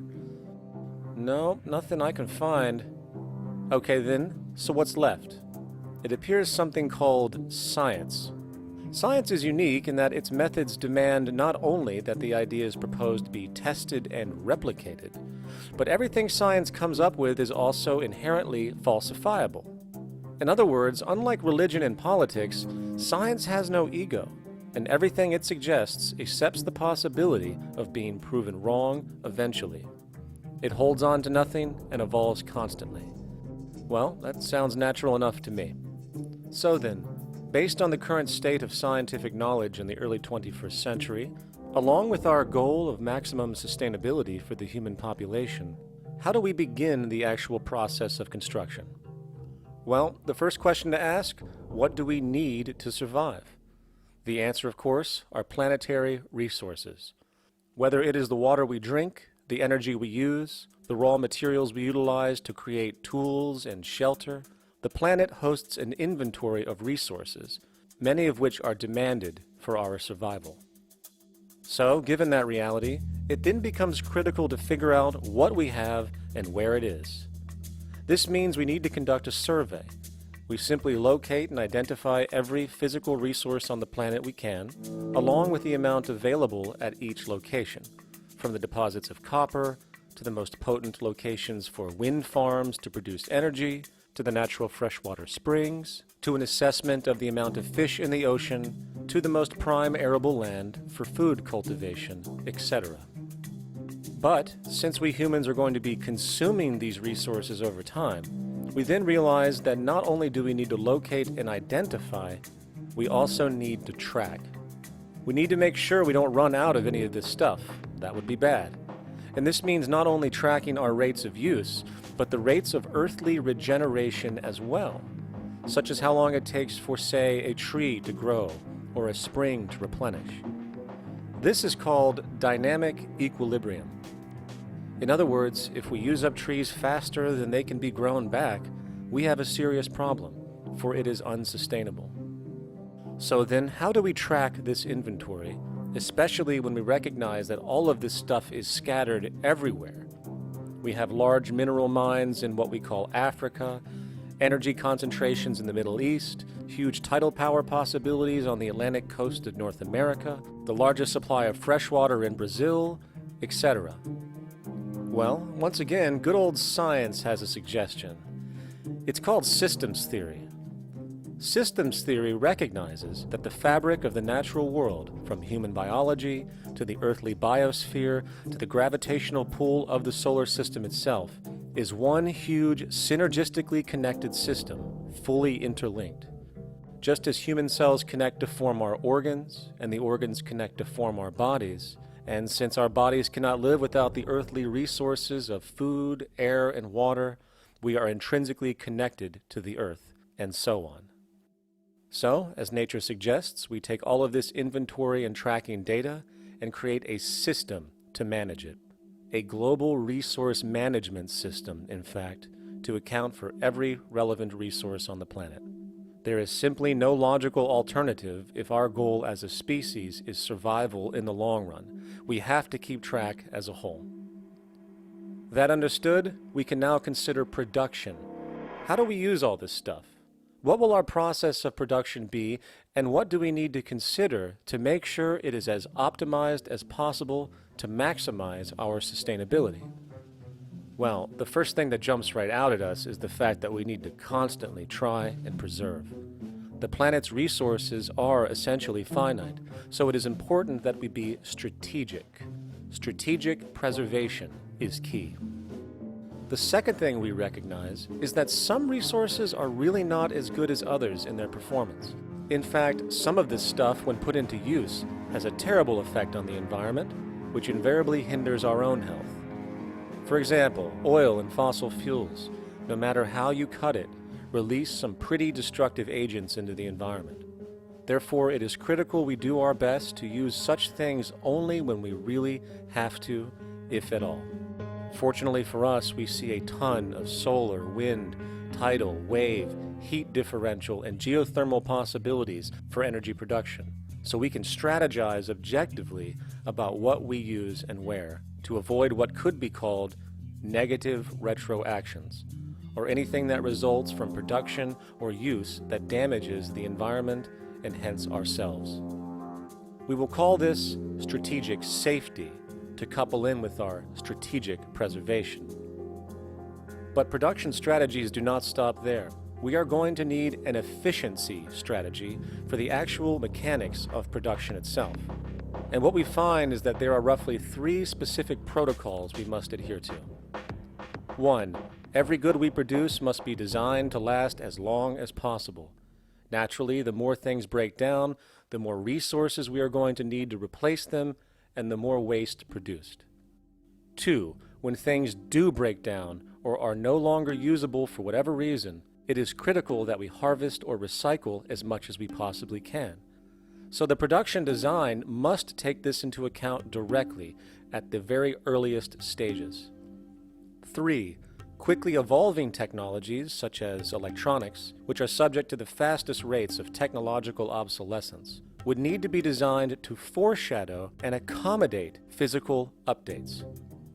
The last thing we want to do is throw away an entire computer system just because it has only one broken part or is outdated. So we simply design the components to be easily updated, part by part, standardized and universally interchangeable, foreshadowed by the current trend of technological change.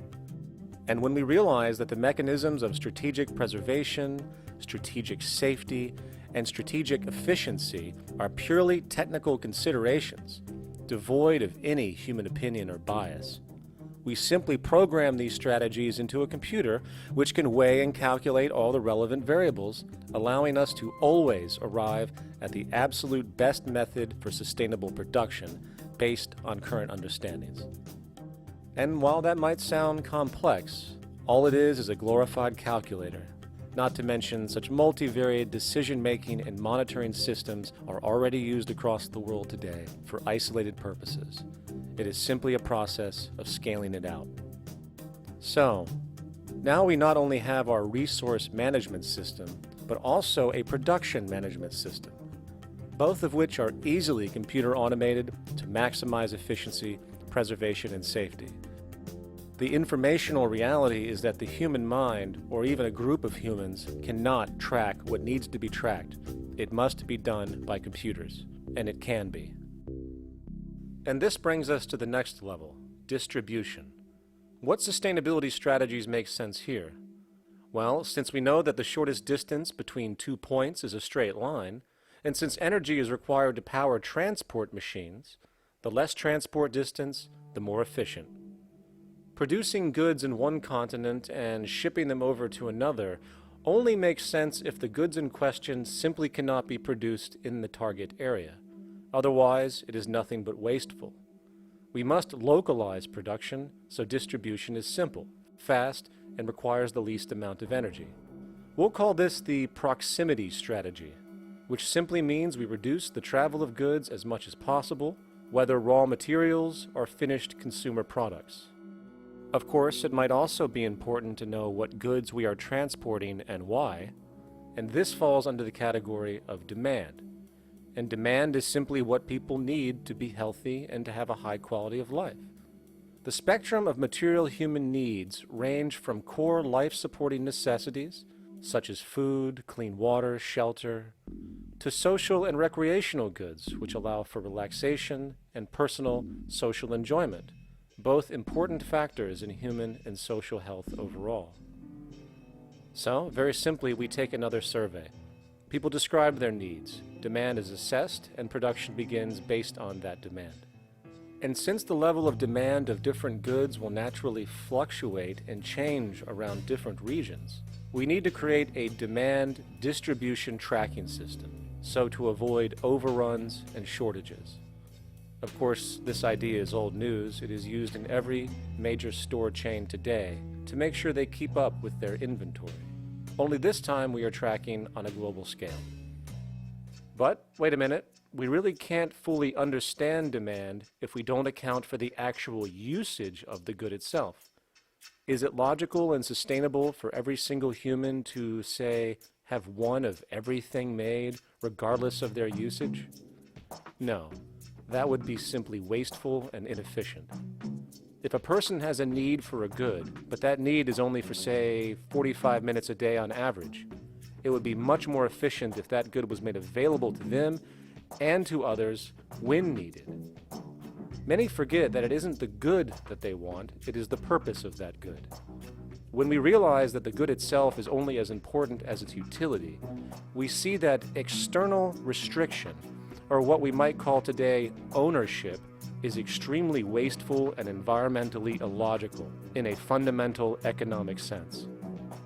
So, we need to devise a strategy called strategic access. This will be the foundation of our demand distribution tracking system, which makes sure we can meet the demand of the population's needs for access of whatever they need when they need it.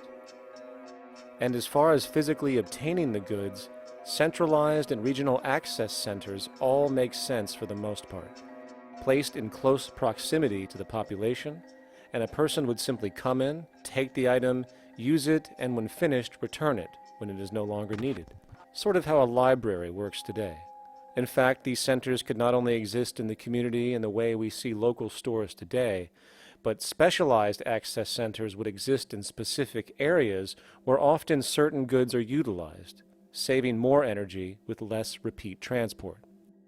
And once this demand tracking system is in order, it is tied into our production management system, and of course into our resource management system, hence creating a unified, dynamically updating, global economic management machine that simply makes sure we remain sustainable, starting with securing the integrity of our finite resources, moving to make sure we only create the best, most strategic goods possible, while distributing everything in the most intelligent and efficient way. And the unique result of this preservation-based approach, which is intuitively counter to many, is that this logical, ground-up, empirical process of preservation and efficiency, which can only define true human sustainability on this planet, would likely enable something never before seen in human history. Access abundance, not just for a percentage of the global population, but the entire civilization. This economic model, as was just generalized, this responsible systems approach to total Earth resource management and processes, designed again to do nothing less than take care of humanity as a whole in the most efficient and sustainable way, could be termed a resource-based economy. The idea was defined in the 1970s by structural engineer Jacques Fresco. He understood back then that society was on a collision course with nature and itself, unsustainable on every level. And if things didn't change, we would destroy ourselves one way or another.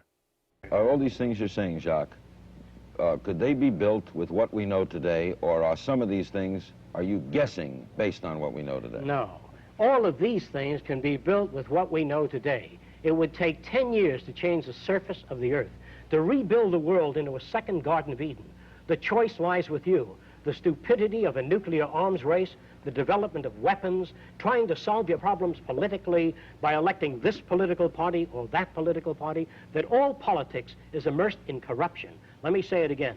Communism, socialism, fascism, the Democrats, the liberals, we want to absorb human beings. All organizations that believe in a better life for man, there are no Negro problems or Polish problems or Jewish problems or Greek problems or women's problems. They're human problems. I'm not afraid of anybody. I don't work for anyone. No one can discharge me. I have no boss.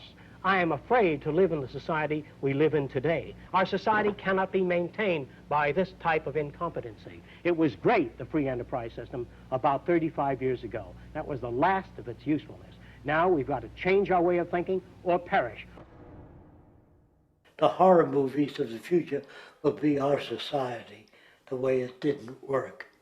And politics would be part of a horror movie. Lots of people today use the term cold science because they're analytical. And they don't even know what analytical means. Science means closer approximations of the way the world really works.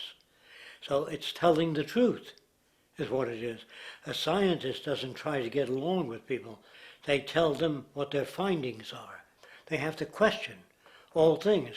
And if some scientist comes up with an experiment that shows certain materials have certain strength, other scientists have to be able to duplicate that experiment and come up with the same results. Even if a scientist feels that an airplane wing, due to mathematics or calculations, can hold up a given amount of weight, they still pile sandbags on it to see when it breaks. And they say, you know, my calculations are right, or they're not correct. I love that system because it's free of bias and free of thinking that math can solve all the problems. You have to put your math to test also. I think that every system that can be put to test should be put to test. And that all decisions should be based upon research. A resource-based economy is simply the scientific method applied to social concern, an approach utterly absent in the world today. Society is a technical invention, and the most efficient methods of optimized human health, physical production, distribution, city infrastructure, and the like reside in the field of science and technology, not politics or monetary economics. It operates in the same systematic way as, say, an airplane, and there is no Republican or liberal way to build an airplane. Likewise, nature itself is the physical referent we use to prove our science, and it is a set system, emerging only from our increased understanding of it. In fact, it has no regard for what you subjectively think or believe to be true. Rather, it gives you an option. You can learn and fall in line with its natural laws and conduct yourself accordingly, invariably creating good health and sustainability, or you can go against the current to no avail. It doesn't matter how much you believe you can just stand up right now and walk on the wall next to you. The law of gravity will not allow it. If you do not eat, you will die. If you are not touched as an infant, you will die. As harsh as it may sound, nature is a dictatorship, and we can either listen to it and come in harmony with it, or suffer the inevitable adverse consequences. So, a resource-based economy is nothing more than a set of proven, life-supporting understandings where all decisions are based upon optimized human and environmental sustainability. It takes into account the empirical life ground, which every human being shares as a need, regardless, again, of their political or religious philosophy. There is no cultural relativism to this approach. It isn't a matter of opinion. Human needs are human needs, and having access to the necessities of life, such as clean air, nutritious food, and clean water, along with a positively reinforcing, stable, nurturing, and non-violent environment, is demanded for our mental and physical health, our evolutionary fitness, and hence the species' survival itself. A resource-based economy would be based upon available resources. You can't just bring a lot of people to an island or build a city of 50,000 people without having access to the necessities of life. So when I use the term a comprehensive systems approach, I'm talking about doing an inventory of the area first and determining what that area can supply, not just architectural approach, not just design approach, but design must be based on all of the requirements to enhance human life. And that's what I mean by an integrated way of thinking. Food, clothing, shelter, warmth, love, all those things are necessary. If you deprive people of any of them, you have a lesser human being, less capable of functioning. As previously outlined, a resource-based economy's ground-up, global, systems approach to extraction, production, and distribution is based upon a set of true economic mechanisms, or strategies, which guarantee efficiency and sustainability in every area of the economy. So, continuing this train of thought regarding logical design, what is next in our equation? Where does all this materialize? Cities. The advent of the city is a defining feature of modern civilization. Its role is to enable efficient access to the necessities of life, along with increased social support and community interaction. So how would we go about designing an ideal city? What shape should we make it? Square? Trapezoid? Well, given we're going to be moving around the thing, we might as well make it as equidistant as possible for ease, hence the circle. What should the city contain? Well, naturally we need a residential area, a goods production area, a power generation area, an agricultural area. But we also need nurturing as human beings, hence culture, nature, recreation, and education. So let's include a nice open park, an entertainment events area for cultural purposes and socializing, and educational and research facilities. And since we're working with a circle, it seems rational to place these functions in belts based on the amount of land required for each goal, along with ease of access. Very good. Now, let's get down to specifics. First, we need to consider the core infrastructure, or intestines, of the city organism.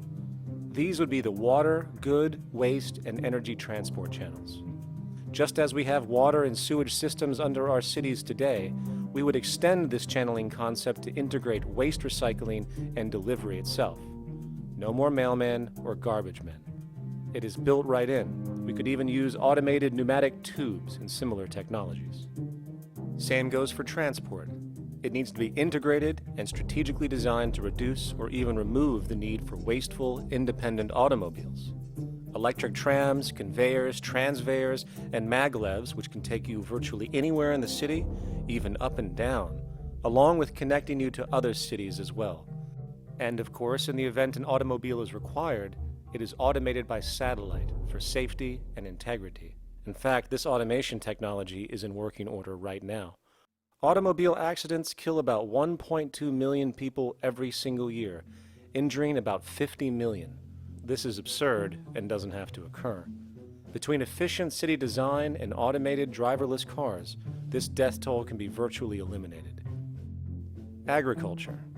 Today, through our haphazard, cost-cutting industrial methods, using pesticides, excessive fertilizers, and other means, we have successfully destroyed much of the arable land on this planet, not to mention also extensively poisoning our bodies. In fact, industrial and agricultural chemical toxins now show up in virtually every human being tested, including infants. Fortunately, there is a glaring alternative: the soilless mediums of hydroponics and aeroponics, which also reduce nutrient and water requirements by up to 75% of our current usage. Food can now be organically grown on an industrial scale in enclosed vertical farms, such as in 50-story 1-acre plots, virtually eliminating the need for pesticides and hydrocarbons in general. This is the future of industrial food cultivation: efficient, clean, and abundant. So, such advanced systems would be, in part, what comprise our agricultural belt, producing all the food required for the entire city's population, with no need to import anything from the outside, saving time, waste, and energy. And speaking of energy, the energy belt would work in a systems approach to extract electricity from our abundant renewable mediums, specifically wind, solar, geothermal, and heat differentials, and if near water potentials, tidal and wave power. To avoid intermittency and make sure a positive net energy return occurs, these mediums would operate in an integrated system, powering each other when needed, while storing excessive energy to large supercapacitors under the ground, so nothing can go to waste. And not only does the city power itself, particular structures will also power independently and generate electricity through photovoltaic paints, structural pressure transducers, the thermocouple effect, and other current but underutilized technologies. But of course, this begs the question, how does this technology and goods in general get created in the first place? This brings us to production. The industrial belt, apart from having hospitals and the like, would be the hub of factory production. Completely localized overall, it would of course obtain raw materials by way of the global resource management system just discussed, with demand being generated by the population of the city itself. As far as the mechanics of production, we need to discuss a new, powerful phenomenon which was sparked very recently in human history and is on pace to changing everything. It's called mechanization, or the automation of labor. Well, if you look around you, you'll notice that almost everything that we use today is built automatically. Your shoes, your clothes, your home appliances, your car, and so on. They are all built by machines in an automatic way. Can we say that the society has not been influenced by these major technological advancements? Of course not. These systems really dictate new structures and new needs, and they make a lot of other things obsolete. So we've been going up in the development and use of technology in an exponential way. So definitely automation is going to continue. You cannot stop technologies that just make sense. Labor automation through technology is at the bottom of every major social transformation in human history. From the agricultural revolution and the invention of the plow, to the industrial revolution and the invention of the powered machine, to the information age we live in now, through essentially the invention of advanced electronics and computers. And with regard to advanced production methods today, mechanization is now evolving on its own, moving away from the traditional method of assembling component parts into a configuration into an advanced method of creating entire products in one single process. Like most engineers, I'm fascinated by biology because it's so full of examples of extraordinary pieces of engineering. And what biology is the study of things that copy themselves. Of course, that's good a definition of life as we've got. Again, as an engineer, I've always been intrigued by the idea of machines that would copy themselves. RepRap is a three-dimensional printer. That's to say, it's a printer that you plug into a computer, and instead of making two-dimensional sheets of paper with patterns on, it makes real, physical, three-dimensional objects. Now, there's nothing new about that. 3D printers have been around for about 30 years. Big thing about RepRap is that it prints most of its own parts. And so if you've got one, you can make another one and give it to a friend, as well as being able to print lots of useful things. From the simple printing of basic household goods in your home, to the printing of an entire automobile body in one swoop, advanced automated 3D printing now has the potential to transform virtually every field of production, including home construction. Contour crafting is actually a fabrication technology, the so-called 3D printing, when you directly build a 3D object from a computer model. Using contour crafting, it will be possible to build a 2,000 square foot home entirely by the machine in one day. The reason that people are interested in automating construction is that it really brings a lot of benefits. For example, construction is pretty labor intensive, and although it provides job for a sector of the society, it also has issues, and complications. For example, construction is the most dangerous job that there is. It is worse than mining and agriculture. It has got the highest level of fatality almost in every country. Another issue is the waste. An average home in the United States has 3 to 7 tons of waste. So this is huge if we look at the impact of construction and knowing that about 40% of all materials in the world are used in construction. So big waste of energy and resources and big damage to the environment as well. Making homes using hammers and nails and wood with the state of our technology today is really absurd and will go the way of our labor class in regards to manufacturing in the United States. Recently, there was a study by economist David Autor of MIT that states that our middle class is obsolete and being replaced by automation. Quite simply, mechanization is more productive, efficient, and sustainable than human labor in virtually every sector of the economy today. Machines do not need vacations, breaks, insurance, pensions, and they can work 24 hours a day every day. The output potential and accuracy compared to human labor is unmatched. The bottom line, repetitive human labor is becoming obsolete and impractical across the world, and the unemployment you see around you today is fundamentally the result of this evolution of efficiency in technology. For years, market economists have dismissed this growing pattern, which could be called technological unemployment, because of the fact that new sectors always seem to emerge to reabsorb the displaced workers. Today, the service sector is the only real hub left and currently employs over 80% of the American workforce, with most industrialized countries maintaining a similar proportion. However, this sector is now being challenged increasingly by automated kiosks, automated restaurants, and even automated stores. Economists today are finally acknowledging what they have been denying for years. Not only is technological unemployment exacerbating the current labor crisis we see across the world due to the global economic downturn, but the more the recession deepens, the faster the industries are mechanizing. The catch, which is not realized, is that the faster they mechanize to save money, the more they displace people, the more they reduce public purchasing power. This means that while the corporation can produce everything more cheaply, fewer and fewer people will actually have money to buy anything, regardless of how cheap they become. The bottom line is that the labor for income game is slowly coming to an end.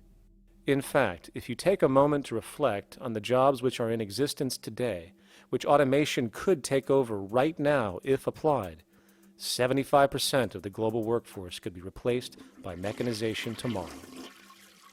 And this is why, in a resource-based economy, there is no monetary market system, no money at all, for there is no need. A resource-based economy recognizes the efficiency of mechanization and accepts it for what it offers. It doesn't fight it like we do today. Why? Because it is irresponsible not to, given any interest in efficiency and sustainability. And this brings us back to our city system.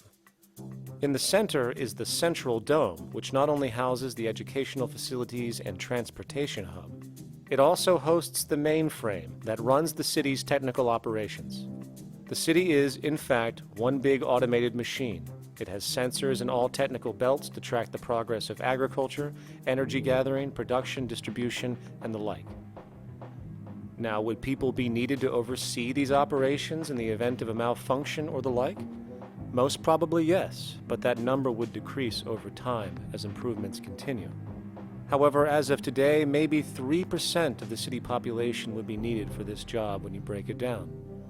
And I can assure you that in an economic system which is actually designed to take care of you and secure your well-being, without you having to submit to a private dictatorship on a daily basis, usually to a job that is either technically unnecessary or socially pointless, while often struggling with debt that doesn't exist just to make ends meet. I guarantee you people will volunteer their time left and right to maintain and improve a system that actually takes care of them. And coupled with this issue of incentive comes the common assumption that if there isn't some external pressure for one to work for a living, people will just sit around, do nothing, and turn into fat, lazy blobs. This is nonsense. The labor system we have today is in fact the generator of laziness, not a resolver of it. If you think back to when you were a child, full of life, interested in new things to understand, likely creating and exploring, but as time went on, the system pushed you into the focus of figuring out how to make money. And from early education to study at a university, you are narrowed, only to emerge as a creature which serves as a cog in a wheel in a model that sends all the fruits to the upper 1%. Scientific studies have now shown that people are, in fact, not motivated by monetary reward when it comes to ingenuity and creation. The creation itself is the reward. Money, in fact, appears only to serve as an incentive for repetitive, mundane actions, a role we have just now shown can be replaced by machine. So when it comes to innovation, the actual use of the human mind, the monetary incentive has proven to be a hindrance, interfering and detracting from creative thought.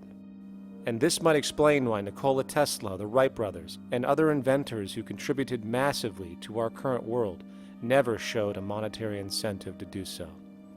Money is, in fact, a false incentive and causes 100 times more distortion than it does contribution. Good morning, class. Please settle down. The first thing I would like to do is go around the room and ask what everyone would like to be when they grow up. Who'd like to go first? Okay, how about you, Sarah? When I grow up, I want to work at McDonald's like my mom. Oh, family tradition, eh? How about you, Linda? When I grow up, I'm going to be a prostitute on the streets of New York City. Oh, glamour girl, huh? Very ambitious. How about you, Tommy? When I grow up, I'm going to be a rich, elitist businessman who works on Wall Street and profits off of the collapse of foreign economies. Enterprising, and great to see some multicultural interest. As stated before, a resource-based economy applies the scientific method to social concern, and this isn't limited to simply technical efficiency. It also has the consideration of human and social well-being directly and what comprises it. What good is a social system if, in the end, it doesn't produce happiness and peaceful coexistence? So it is important to point out that with the removal of the money system and the necessities of life provided, we would see a global reduction in crime by about 95% almost immediately, for there is nothing to steal, embezzle, scam, or the like. 95% of all people in prisons today are there due to some monetary-related crime or drug abuse, and drug abuse is a disorder, not a crime.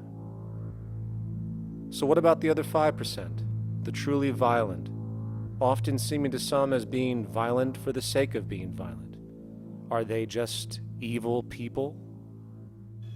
The reason that I frankly think it's a waste of time to engage in moral value judgments about people's violence is because it doesn't advance by one iota our understanding of either the causes or the prevention of the violent behavior. People sometimes ask if I believe in forgiving criminals.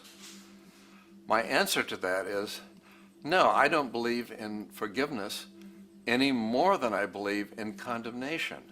It's only if we as a society can take the same attitude of treating violence as a problem in public health and preventive medicine rather than as a moral evil. It's only when we make that change in our own attitudes and assumptions and values that we will actually succeed in reducing the level of violence rather than stimulating it, which is what we do now. The more justice you seek, the more hurt you become, because there's no such thing as justice. There is whatever there is out there. That's it. In other words, if people are conditioned to be racist and bigots, if they're brought up in an environment that advocates that, why do you blame the person for it? They're a victim of a subculture. Therefore, they have to be helped. The point is, we have to redesign the environment that produces aberrant behavior. That's the problem, not putting a person in jail. That's why judges, lawyers, freedom of choice, such concepts are dangerous, because it gives you misinformation that the person is bad or that person is a serial killer. Serial killers are made, just like soldiers become serial killers with a machine gun. They become killing machines, but nobody looks at them as murderers or assassins, because that's natural. So we blame people. We say, well, this guy was a Nazi, he tortured Jews. No, he was brought up to torture Jews. Once you accept the fact that people have individual choices and they're free to make those choices, free to make choices means without being influenced. And I can't understand that at all. All of us are influenced in all our choices by the culture we live in, by our parents, and by the values that dominate. So we're influenced. So there can't be free choices. What's the greatest country in the world? The true answer, I haven't been all over the world, and I don't know enough about different cultures to answer that question. I don't know anybody that speaks that way. They say, it's good old USA, the greatest country in the world. There's no survey. Have you been to India? No. Have you been to England? No. Have you been to France? No. What do you make your assumptions on? They can't answer. They get mad at you. They say, well, goddamn it, who the hell are you to tell me what to think? You know, don't forget, you're dealing with aberrated people. They're not responsible for their answers. They're victims of culture. That means they've been influenced by their culture.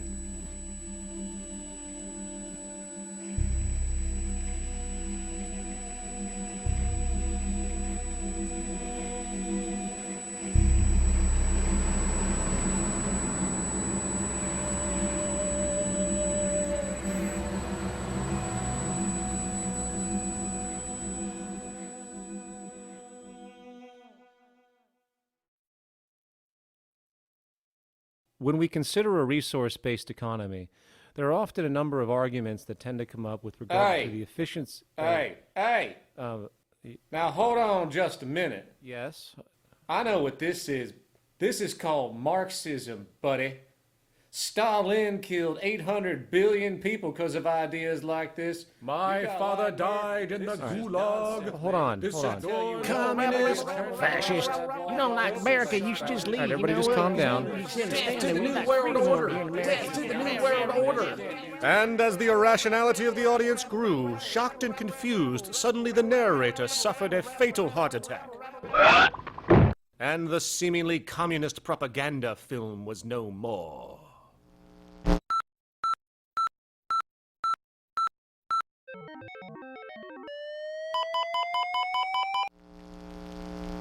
You know, I've said that sort of thing to people in think tank type of situations, and you know, these Club of Rome types and so forth.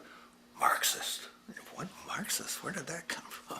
You know, they got this icon they hold on to as their holy grail, and it's such an easy one, you know. People ask if I'm a socialist or a communist or a capitalist, and I say I'm none of the above. And why do you think that those are the only options?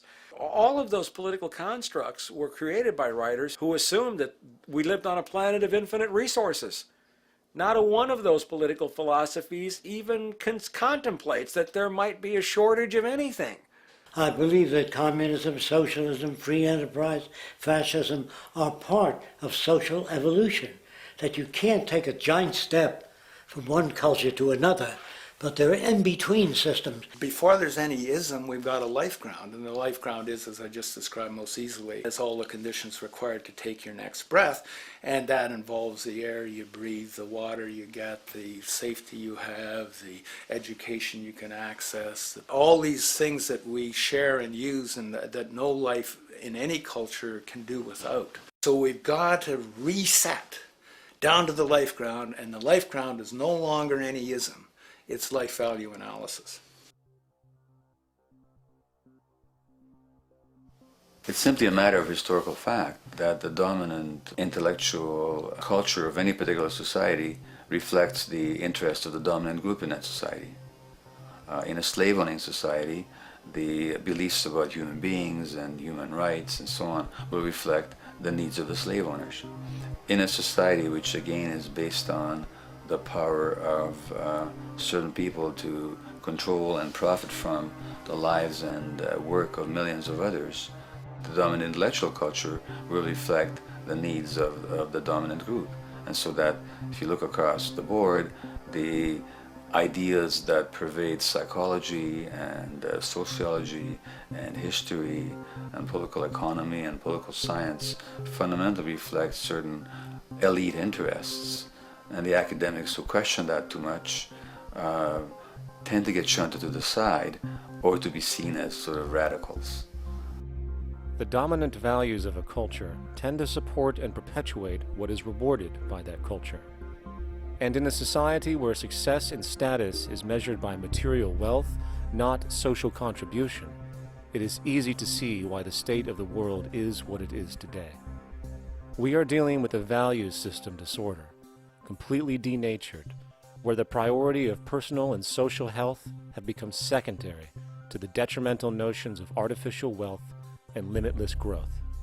And like a virus, this disorder now permeates every facet of government, news media, entertainment, and even academia.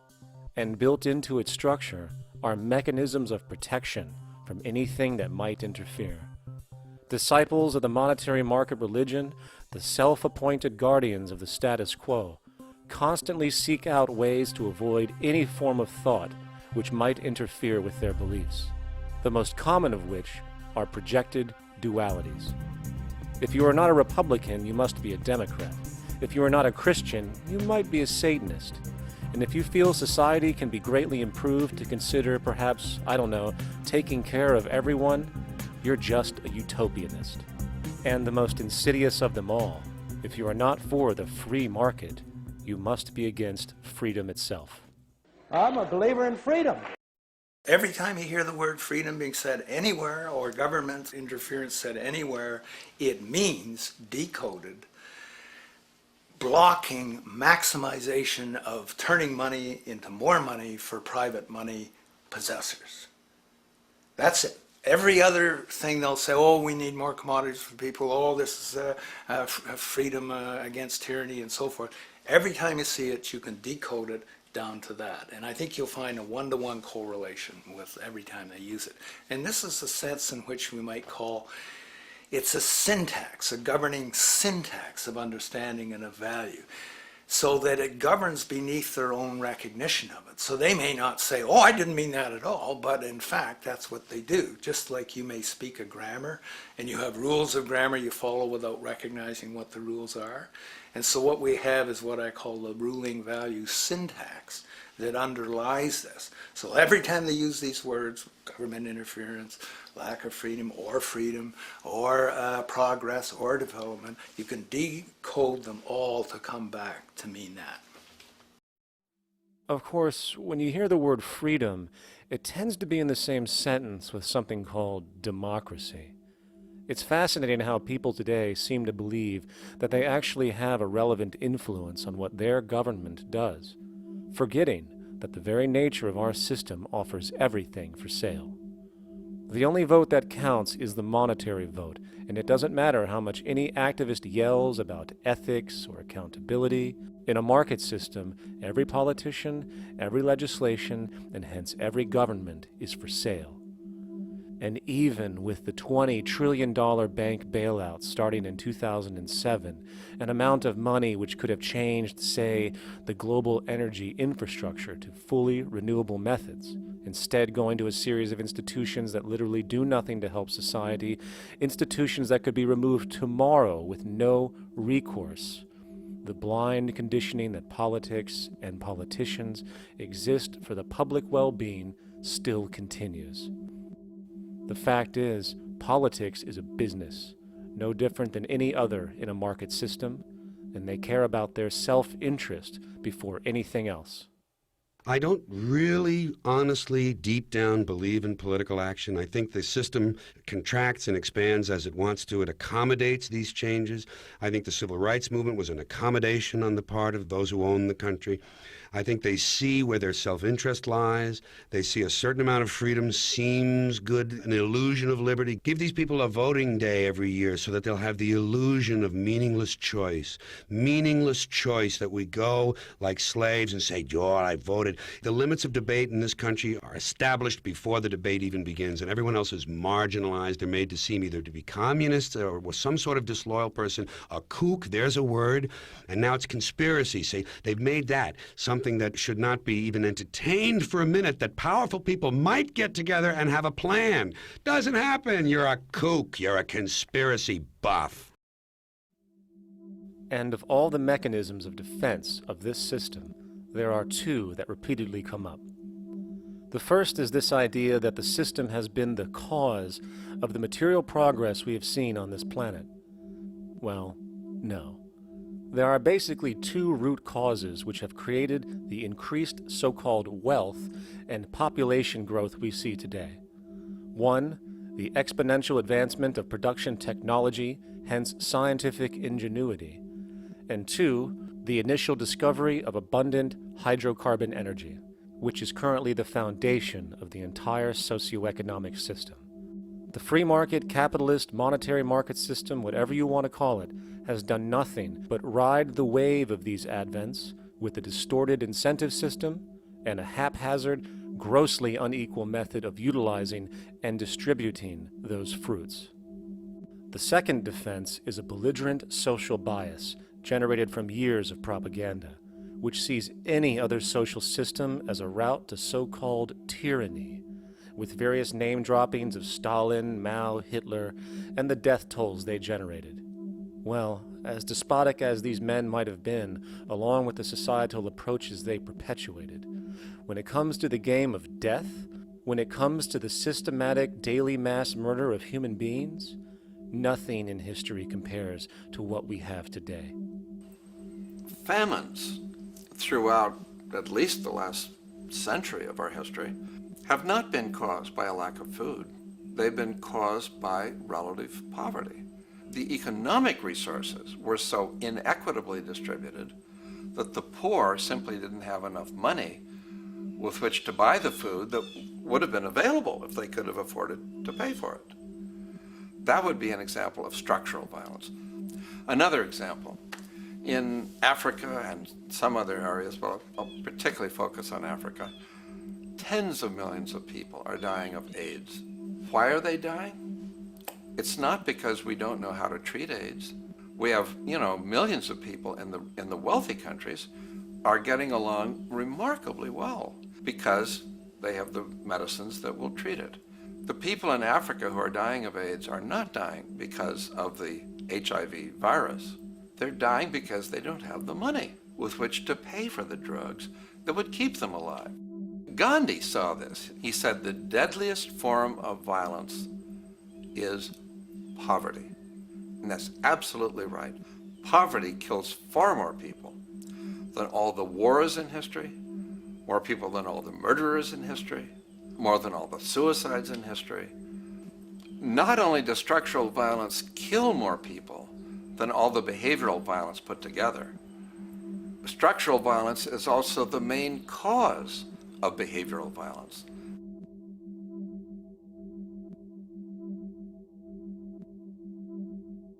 Oil is the foundation of, and it is present throughout the edifice of human civilization.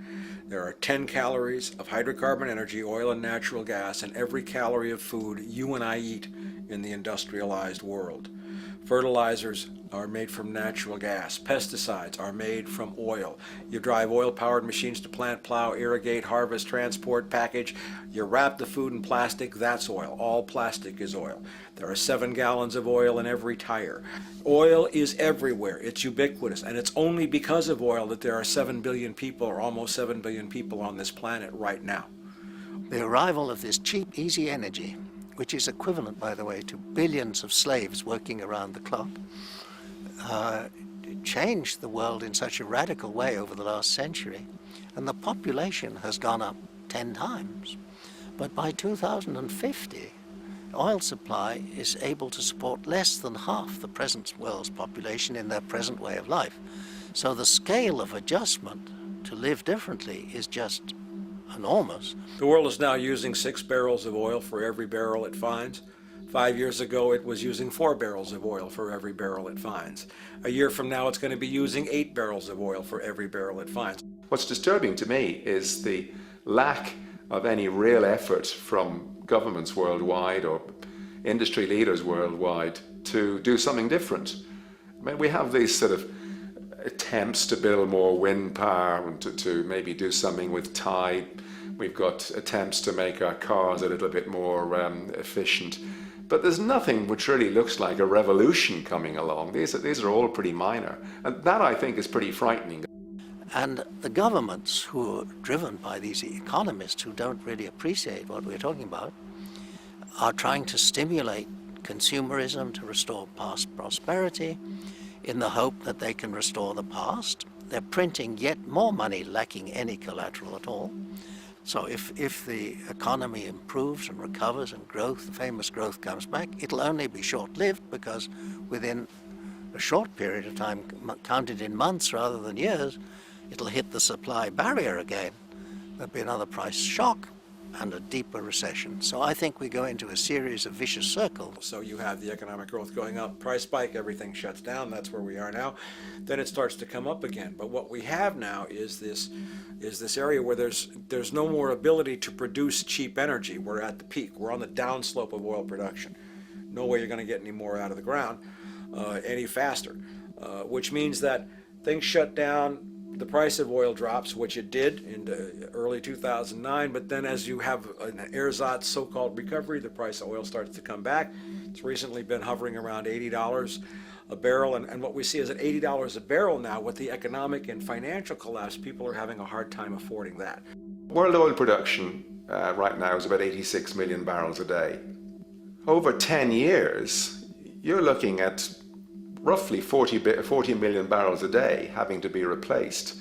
There's nothing around which can come even within 1% of meeting that sort of demand. If we don't do something pretty quickly, there's going to be a huge energy deficiency.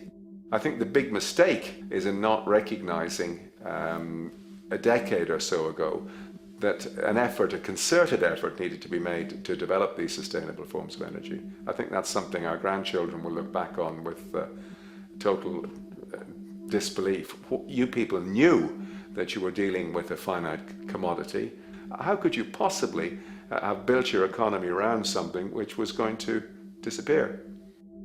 For the first time in human history, the species is now faced with the depletion of a core resource central to our current system of survival. And the punchline of the whole thing is that even with oil becoming more and more scarce, the economic system will still blindly push its cancerous growth model, so people can go out and buy more oil-powered cars to generate GDP and jobs, exacerbating the decline. Are there solutions to replace the edifice of the hydrocarbon economy? Of course. But the path needed to accomplish these changes will not manifest through the market system protocols required, since new solutions can only be implemented through the profit mechanism. People are not investing in renewable energies because there is no money in it in both the long and short term, and the commitment needed to make it happen can only occur at a severe financial loss. Hence, there is no monetary incentive, and in this system, if there's no monetary incentive, things do not happen. And on top of it all, peak oil is just one of many surfacing consequences of the environmental social train wreck gaining speed today. Other declines include freshwater, the very fabric of our existence, which is currently showing shortages for 2.8 billion people, and those shortages are on pace to reach 4 billion by 2030. Food production, the destruction of arable cropland, from which 99.7% of all human food comes from today, is occurring up to 40 times faster than it is being replenished. And over the last 40 years, 30% of the arable land has become unproductive. not to mention that hydrocarbons are the backbone of agriculture today, and as it declines, so will the food supply. As far as resources in general, at our current patterns of consumption, by 2030 we will need 2 planets to continue our rates, not to mention the continual destruction of life-supporting biodiversity, causing extinction spasms and environmental destabilization across the globe. And with all of these declines, we have the near exponential population growth, where by 2030 there might be over 8 billion people on this planet. Energy production alone would need to increase 44% by 2030 to meet such demand. And again, since money is the only initiator of action, are we to expect that any country on the planet is going to be able to afford the massive changes needed to revolutionize agriculture, water processing, energy production, and the like, when the global debt pyramid scheme is slowly shutting the entire world down? Not to mention the fact that the unemployment you currently see is going to become normality due to the nature of technological unemployment. The jobs are not coming back. And finally, a broad social perspective. From 1970 to 2010, poverty on this planet doubled due to this system. And given our current state, do you honestly think we will see anything less than more doubling, more suffering, and more mass starvation? There is not going to be any recovery. This is not some long depression that we're someday going to pull out of. I think the next phase we're going to see after the next round of economic collapse is massive civil unrest, when employment checks stop being paid because the states have no money left. And when things get so bad that people lose confidence in their elected leaders, they will demand change if we don't kill each other in the process or destroy the environment. I'm just afraid that we might get to the point of no return. And that bothers me no end. We do all we can to avoid that condition. It's clear that we're on the verge of a great transition in human life. What we face now is this fundamental change of the life we've known over the last century.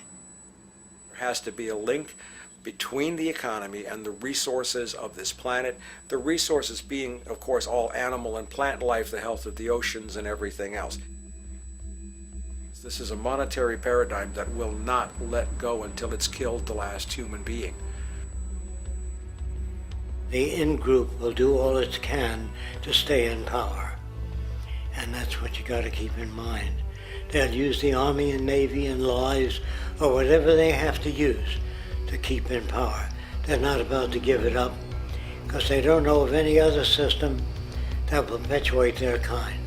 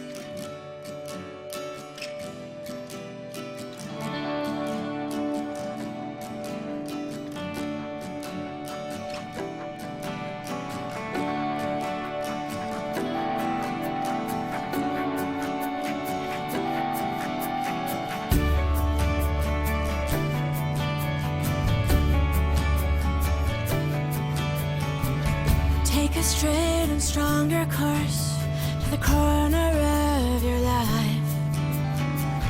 Just remember that the goal is for us all to capture all we want.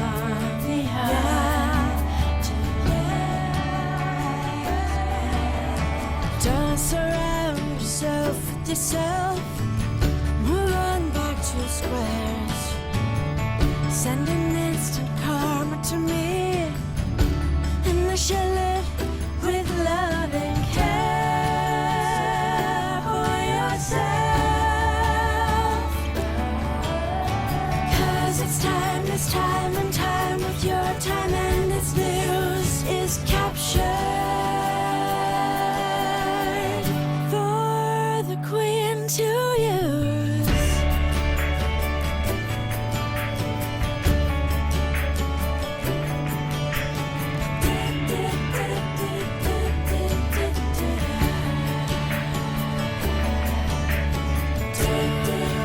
Surround yourself with yourself.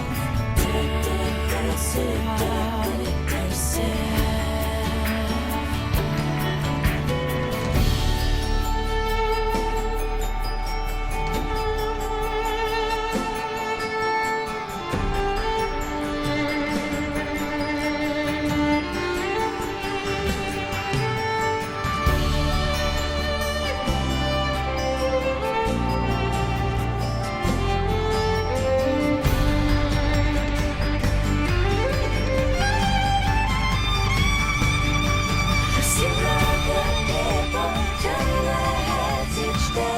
Satisfied, I'm on my way.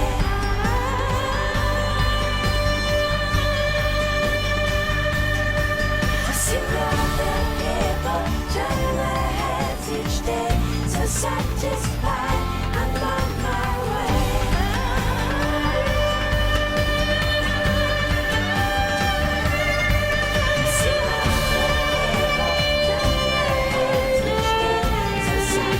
To see other people turn their heads each day. So satisfied.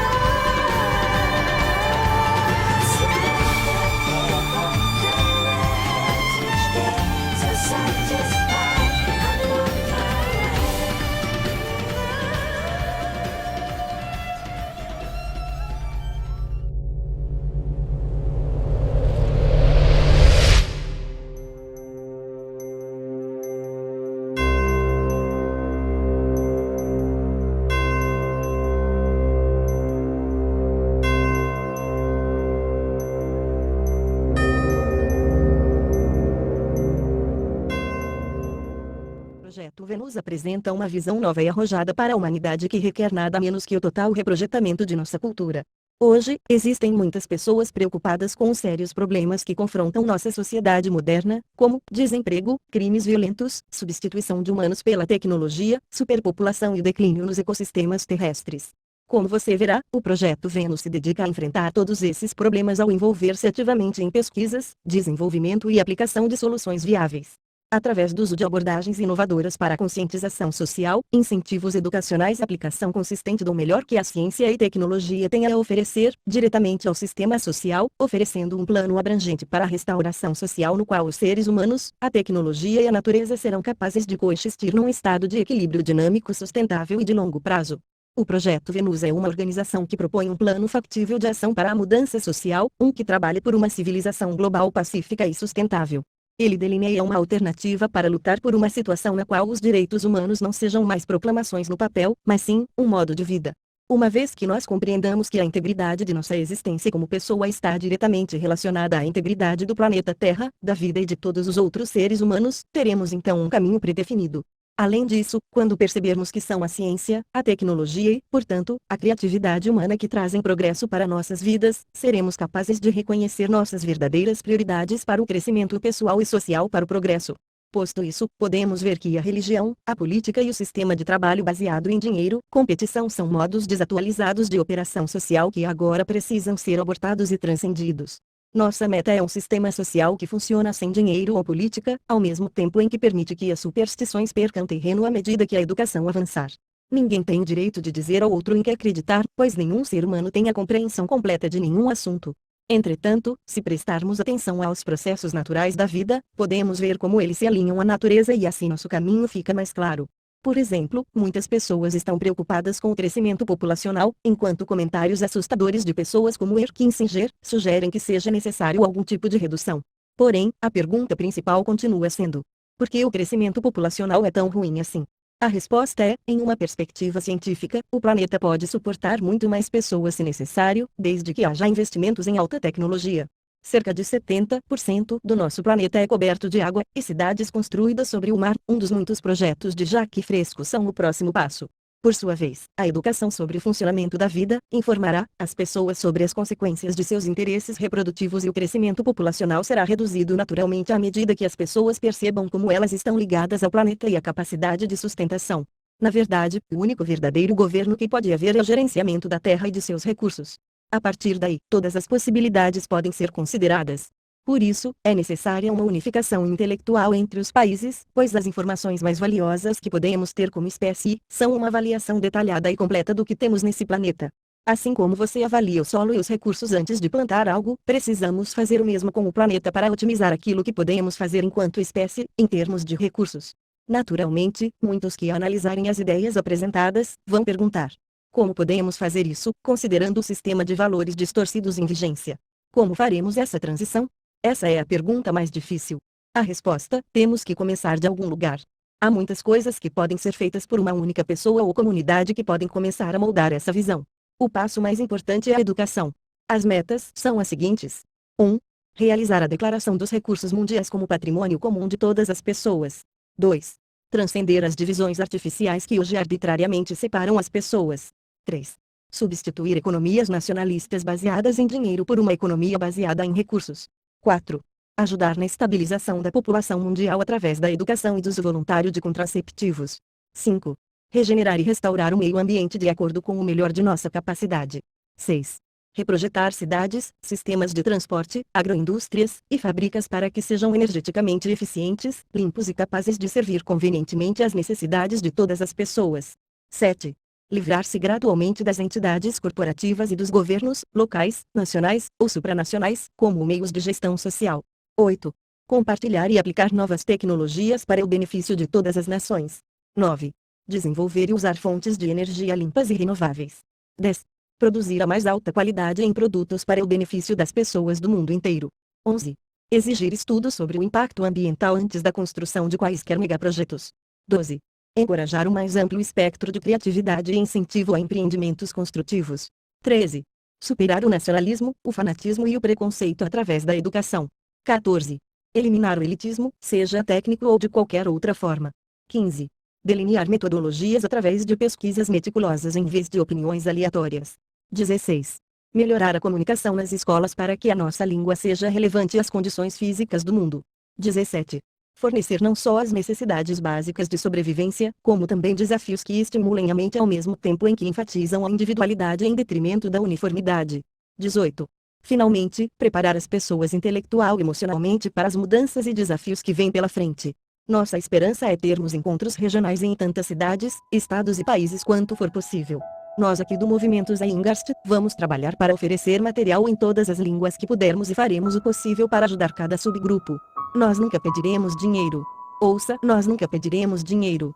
Estamos aqui para ajudar, pois entendemos uma verdade central que está esquecida há muito tempo. Quanto mais você dá, mais você recebe. Obrigado por sua ajuda.